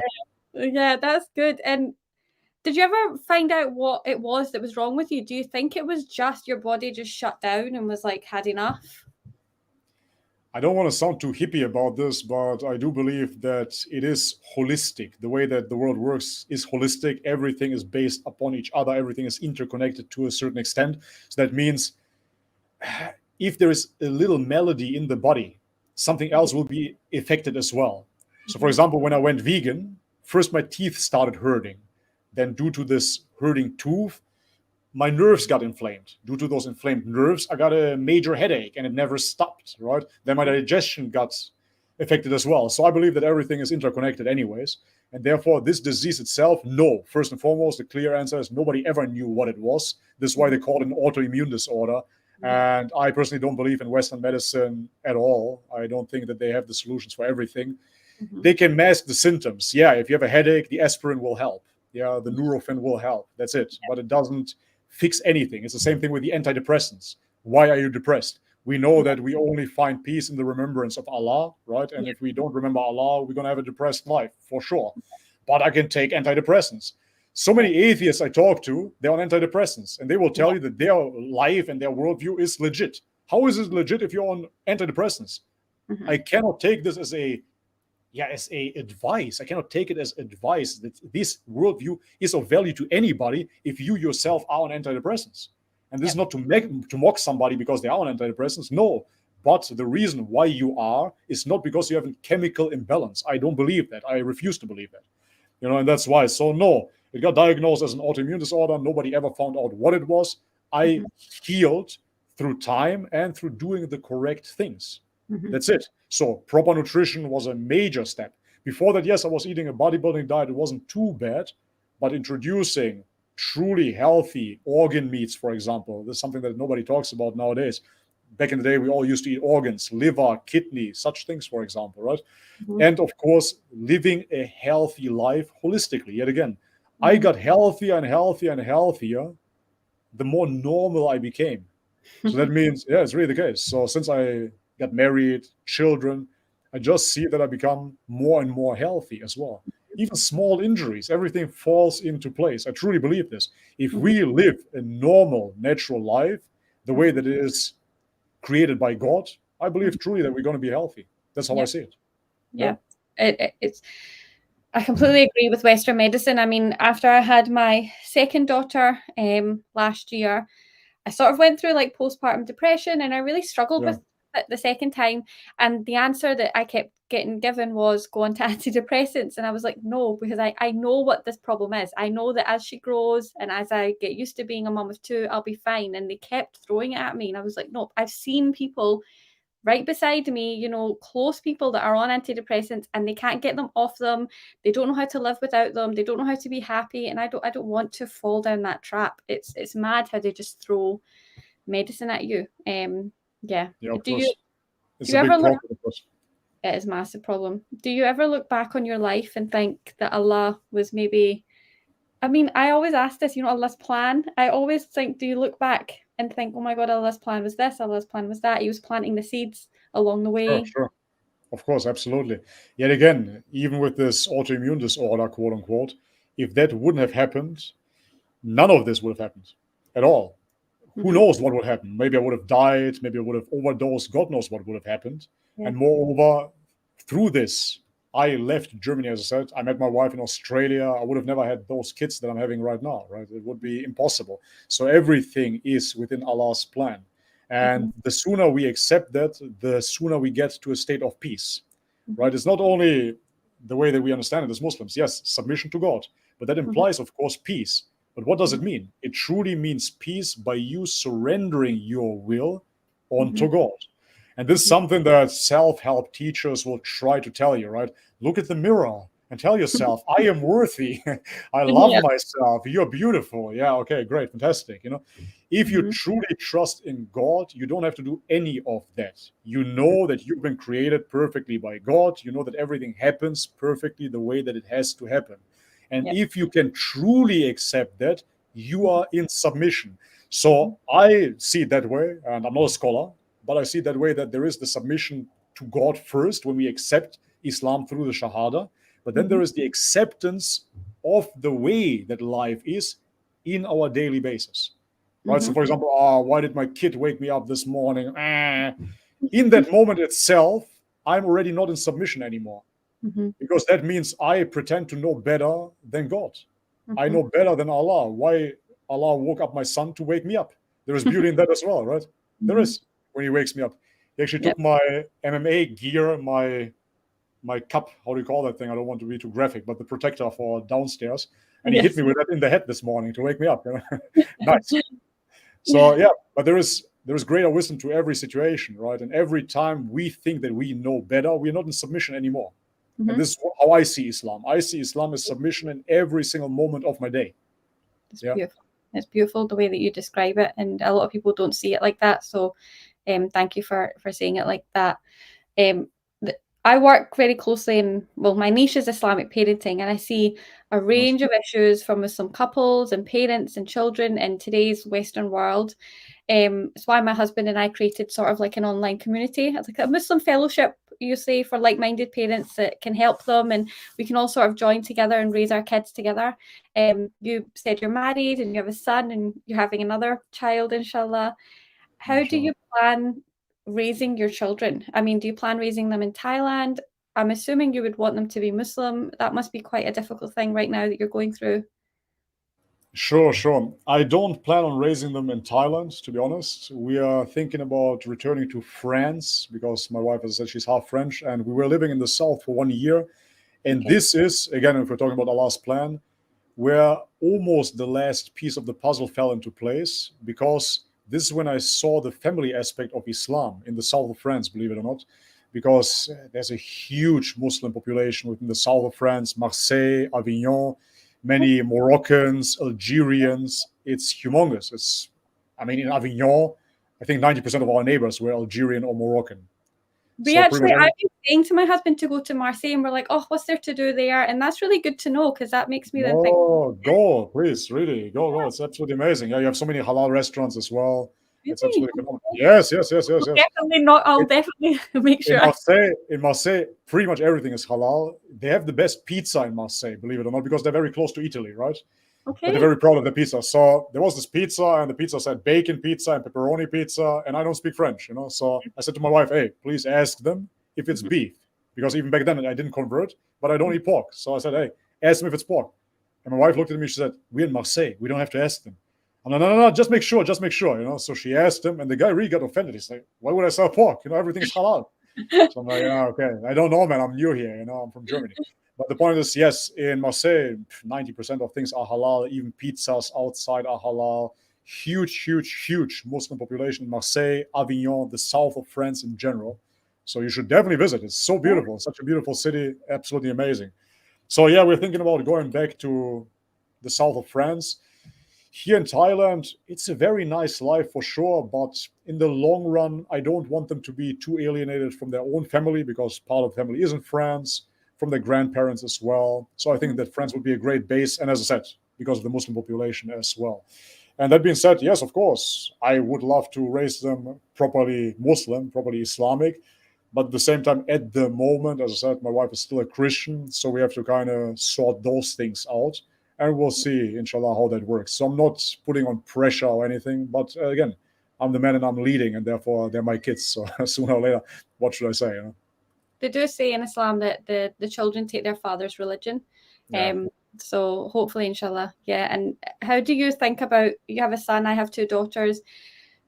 How do you think about raising them in a Western country? Do you think about their schooling, where they'll go to school? We, inshallah, are planning to put our children into Islamic schools because they're girls as well. So it's a bit more, you know, of course they're sons, but because they're girls, I just don't want, you know what it's like in the West society just now.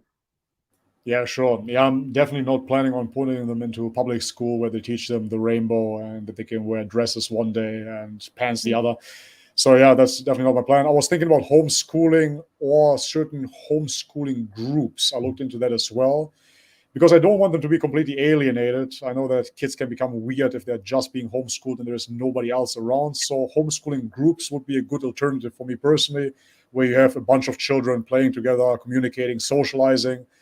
Yeah, that's something that I see as a valuable option, but definitely not in the regular public school system. Again, I don't want to get you demonetized here or deplatformed or whatnot. I personally, talking about Western medicine, for me, it goes very, very far as well, even with the mandatory jabs. I'm going to say it that way. Yes. Even there, I'm very, very critical. And so my child, my son, which is knocking at the door right now, Cheque. Yeah. So he didn't get any of those shots, right? And so again, I'm not saying that as a recommendation. Parents, do what you want. You know, I'm not promoting anything or discouraging, but I personally chose against that. And so therefore, in certain school systems, it is mandatory. And yeah, therefore, I don't want to be part of that whatsoever. We are the same in this house. And we were seen as the strange people because we didn't want to go down that road. But yeah, we're the same. With my kids as well. And Mashallah. How old are they now, if I can ask? Well, my eldest is 2.5 and my youngest is about to be 1. She's going to be 1 next week, inshallah. So they were very close together. But your children, you've got a 2-year age gap. When is your wife due, if you don't mind me asking? No, it's now September, mid-September. It's coming soon. So not long. Yeah, so 2.5 months. Are you excited? You're going to go from 1 to 2? I think that's a big jump. From 1 to 2, it's quite a big jump. To be honest, my boy, he kept us very, very busy. So I can only imagine how it's going to be with 2. I don't think it's going to be much, much more work because he's extremely active. So he didn't sleep through the night for the first 1.5 years. And even nowadays, he's still waking up. Yeah, we're the same. Yeah, so since we have 1 kid, everything changed, you know, and that's it. So therefore, I don't believe that my life can change much, much more now. I don't want to underestimate it. I think, of course, it will be even more work. However, the real shift was having a kid in the first place, because I was very, very naive. I thought that kids, until they go to school, they're going to be like dog puppies or something. You know? I really thought so. I thought the real problems come when they get into school, they're talking, they're walking. You know, that's when it really will set. But no, he was work from the first day. And so therefore, yeah. I'm already a dad now, so nothing changes there. You know, if it is 1 or 2, now it's the same. It was the same for me and for us in this house but I got pregnant with my first, and I was like, oh yes, it's going to be like a little mini me, and you know, she's just going to sleep all day, and she's just going to eat, and she's going to be cool, and it does. It shifts, not just physically, but mentally. Like mentally, I started thinking about, how do I want my children to grow up? I don't want them to grow up in these schools. I don't want them to dress provocatively. I want them to wear a hijab. And alhamdulillah, my eldest, she reads Salah with us. So she goes, come on, Salah time. And she'll make us do it. And then once we finish, she'll be like, more. And we're like, we're done. So alhamdulillah, it's nice to see that influences the Islamic culture in the home. Is already influencing her. Absolutely. So yeah, how do you? And she actually wants to wear hijab. When she sees me with it on, she wants to wear hijab. Has your view of women changed since you've become a Muslim? I wouldn't say that my view on women has changed. I just see that Islam gives a solution yet again for pretty much every problem that we are talking about within the West. So it starts with us men lowering our gaze and women dressing modestly. Us men, we have to dress modestly as well. And it's something that is so obvious once you see it. But before that, people don't see it. And as you said already, people see it as something oppressive. So my view on women has not changed due to Islam. My view on women has changed already gradually over the years, of course. And with Islam, again, I only see that we have a solution in place which leads to happier outcomes. People don't understand that, for example, no matter which woman I talk to, even if she is not promiscuous, even if she's not somebody that drinks alcohol parties, just by the fact that they show their beauty, not even in a provocative fashion, but just they're showing their beauty, they're showing their hair, maybe a tight jeans, right? All of them get catcalled, all of them get spoken to in a certain way. They get, if we're talking about red pill or pickup scene or whatnot, you go to such women, like you see them, they seem available automatically to you. But out of my perspective, for example, a woman in a hijab never seems available. She just doesn't seem available. I would never, in my most deranged times, I would have never gone up to a hijabi and asked her for her number, ever. So yet again, the woman that is not fully covered, she might be a totally nice woman, a virgin, etc., but just by the way that she is fair game, so to speak, for the guys that want to go after her. And a thing that can happen there as well is, we talked about that briefly, that women ultimately, they want to bind a man to them, of course, as we men want to find a woman, sure. However, women can get obstructed by attention as well. So a woman can be a totally normal, innocent girl, and then she gets so much attention for her beauty that her ego starts building up. And after a while, she will think of herself differently. She will think of herself as somebody that has oh so many options. She will think of herself highly, and that will obstruct her ego, will corrupt herself. And this is what the hijab protects of as well. So it's not only a protection from the creep that tries to get your number. It's not only a protection for men to not get aroused, the bad man, we need to cover the women so they don't get aroused. No, it's a protective system for the ego of the woman as well, to not get those compliments over and over again, because compliments are nothing good. It's nothing good. Every time we give each other compliments, we mean nice, but in reality, like that, we're just feeding our egos and we're destroying ourselves. We're destroying our self-perception.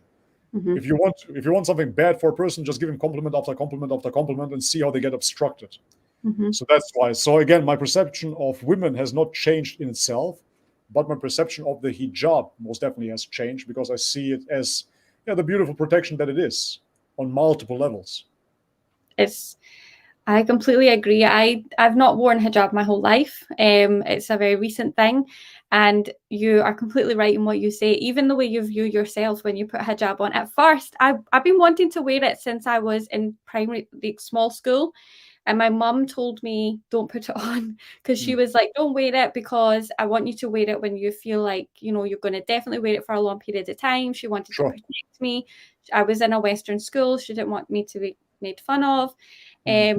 And then obviously after I went to university, then I lost my way and decided, I was more interested in how I look, and I wanted my hair out and I wanted to dress a certain way. And then I met my husband, and when I met my husband, he met me in that way. So then my fear was, well, he might not like it if I start putting hijab on. He might not like it if I start covering up. He's not used to me being like that. And I slowly started to drip feed it to him. And he was like, I love it when you wear hijab. I love watching you pray. I love it when you cover up. And alhamdulillah, he encouraged me to put it on. And when I did put it on, you're right. People view you completely differently. You get so much more respect. People don't look at you. Men don't look at you like they did before. It's a big difference, and inshallah my girls will follow my footsteps. Yeah, it's beautiful that you as a man see that as well, because sometimes men don't see it like that. They just think, oh, she's covered up and that's it, and that's what she's made. No, absolutely not. I mean, we have the extremes as well. So for example, I personally, when I go to the gym, I don't like mixed gyms to begin with. I don't like where we have males and females. But of course, it goes even further. It's not only males and females. Nowadays, they're wearing those Gymshark leggings where they're basically naked, right? Which reminds me of a hadith of Prophet Mohammed, sallallahu alaihi wasallam, where he speaks about the future and how you will have women fully clothed but naked. Yes. And yeah, it's just, okay, what are we doing here? What are we pretending to be? Of course, as a man, you get aroused when you see a half-naked woman. It's completely normal. So why do we do this now? Why do we put ourselves in such an environment and bring out our sexual primary attributes, and now we look at each other? It doesn't make any sense whatsoever, right? So ultimately, it all boils down to having self-worth and self-value. And this is not how people see that. Nowadays they've been so brainwashed that they think they need to portray their beauty, quote unquote, and dress provocatively even.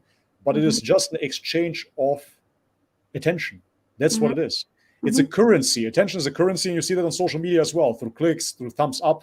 And women, unfortunately, can feed on that too.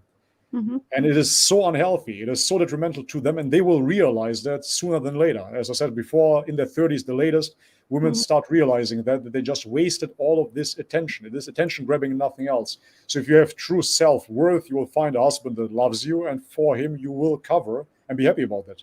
Yep. Yeah. And we as men truly appreciate that as well. I mean, a real man, I would say, appreciate that his wife covers. Yes, I'm glad that you said that, because a lot of women think that men don't think like that they want their women to be out and dressing a certain way so they can show them off. But no, that's not the way that men think either. Yeah, and only in Islam, sorry to interrupt, only in Islam you have the concept of a dayuth, right? Some man that is not protective enough, ultimately, not jealous enough. And this is something that in Western culture is displayed, right? So you see, for example, the movie star or the rapper, and he has his woman as a trophy, basically, and she's wearing those provocative clothes. But the point is, you as a man know exactly what those other men think, right? And I talk to men, and they will tell me, yes, they think that, but they cannot have her. I have her. So I think that's so ridiculous. You already have her. So what's the point now? Why do you need the attention of other men? Why do you need other men to lust over your woman? That's absolutely disgusting. Yeah. What is this? I mean, even if we talk about it, okay, there is a beggar. That beggar doesn't have money, so I'm going to show him my sandwich. Look at it, delicious. What's the point? I don't understand this. So no, for me, I obviously appreciate a woman covering and just protecting it for the husband. It's beautiful. There's nothing. It's beautiful it's respect. It's respectful. It's beautiful. There's nothing better than that for us men. No, and for a woman, it's beautiful as well to know that her husband loves her that much that he wants to protect her and keep her for him. It shows a true relationship. I know in Bangkok they have their own version of the rainbow community. Does that spill over into the schools over there? Do you know, is it quite loud, quite in your face? Here in Thailand, you mean, yeah? Yeah.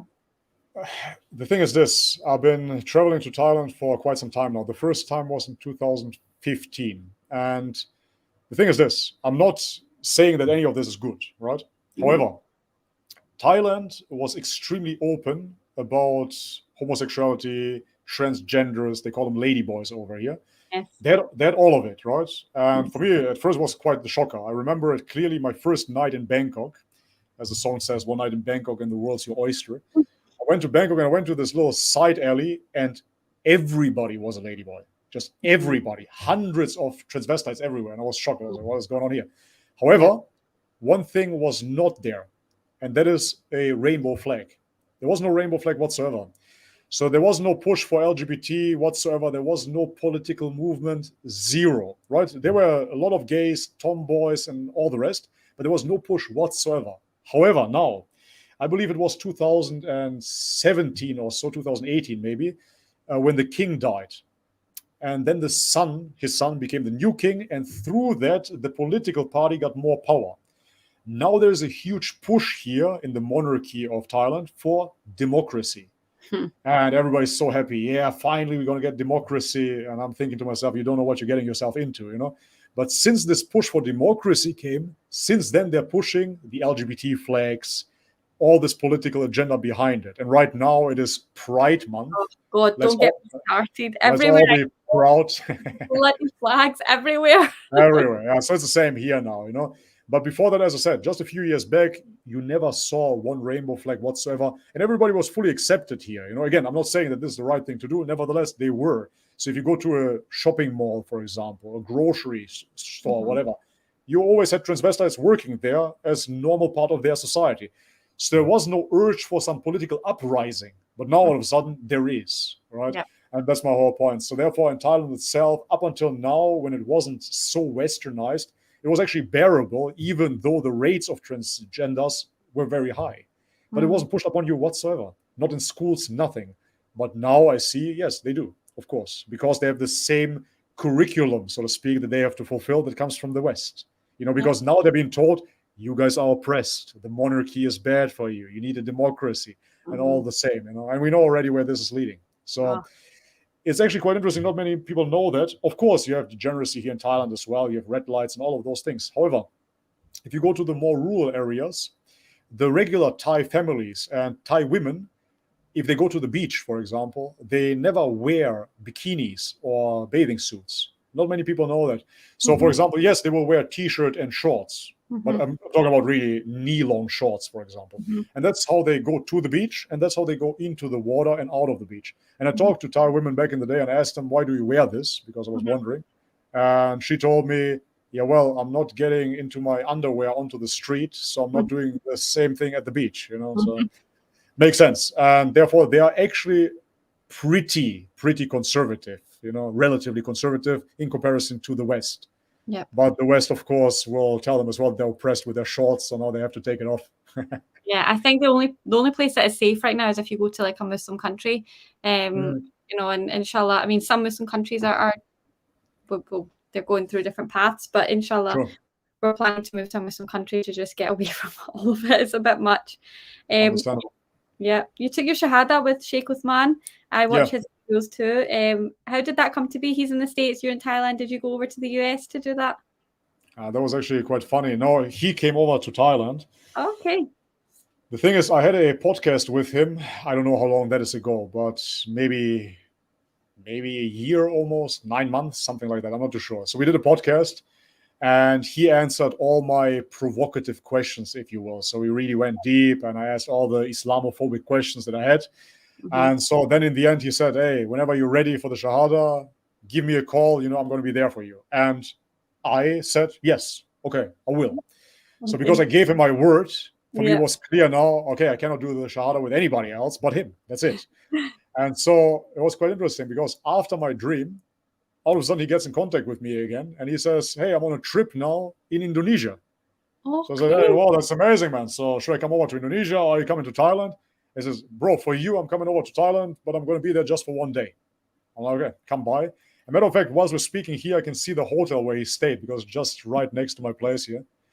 And yeah, so he came over. However, once he said he's going to come over, during the time of my dream and the time that he came over, I think it was still 3 weeks or so. Okay. So I had to wait 3 weeks. And yeah, it was the longest 3 weeks of my life, of course.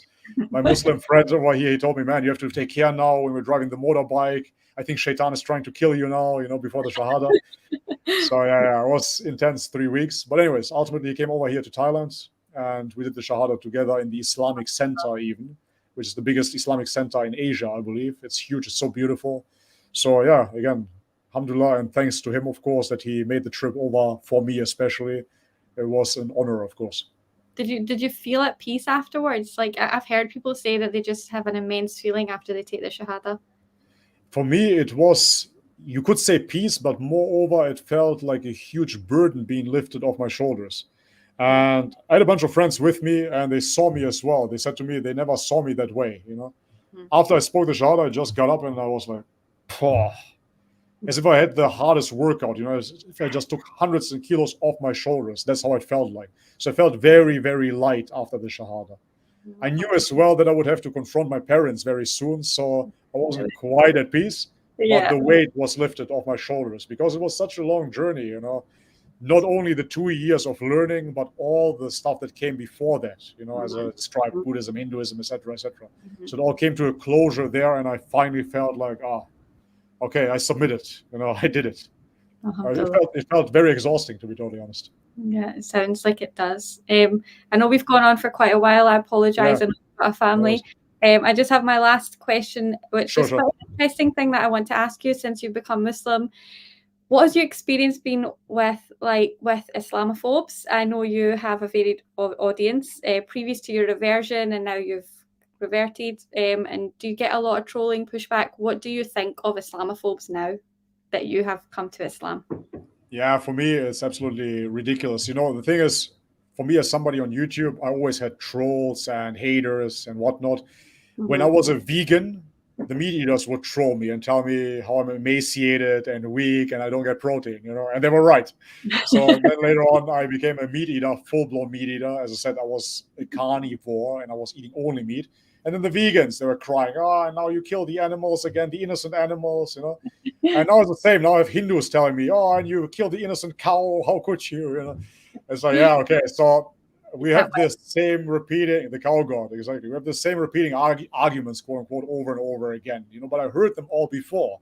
And that's why I'm very thankful again that I went through this journey, because I discovered Islam first through Islamophobia, if you will, the David Woods and the rest. So I saw all of those arguments. I saw all of them, and I researched them myself and I validated them or discredited them by myself, and once I saw what it's really about, now when I see a post like that, I'm thinking to myself, okay, tough luck, bad for you. May Allah guide you, and that's it. I'm really at ease at it. For me, it's funny, but there is not one argument that would bring me back to Christianity.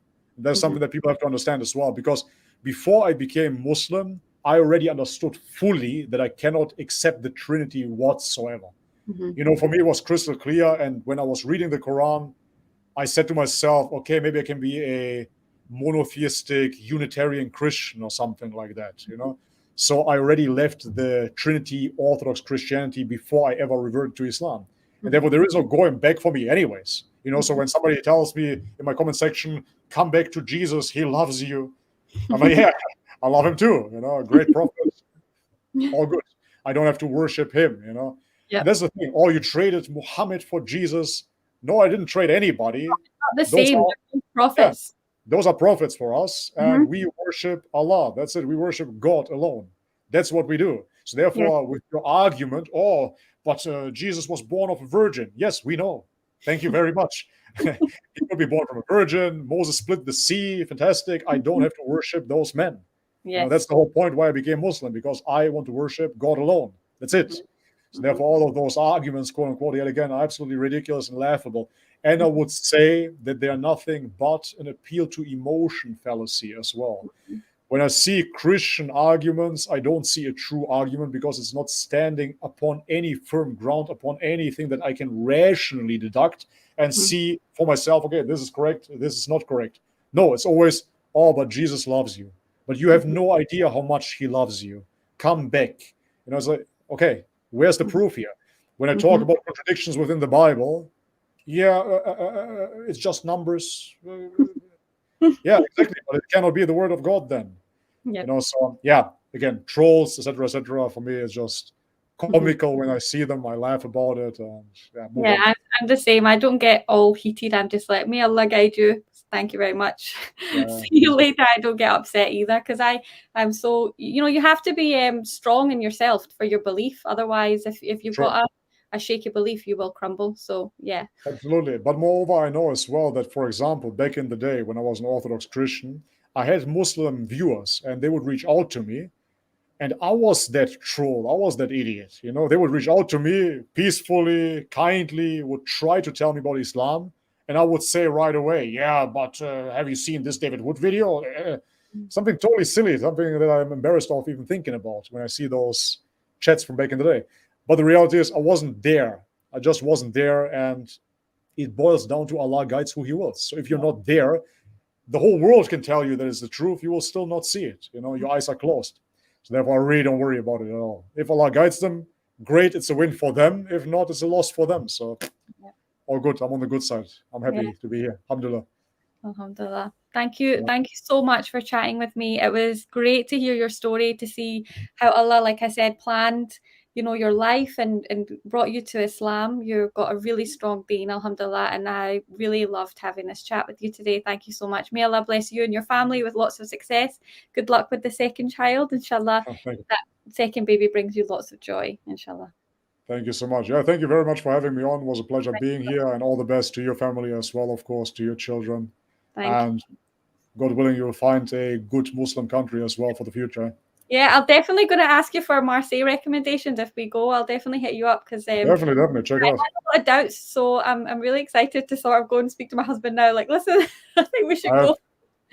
I have a fantastic Brazilian all-you-can-eat steakhouse, which is halal over there. Really? Okay, no, definitely, I will hit you up then with that. No. We should do this again sometime, brother. It was really good to get to know you. For sure. Inshallah. Thank you. Thank you for having me on. Allah Now my son is sweating. Thank you. Alaikum salam. All right. Bye-bye. Bye.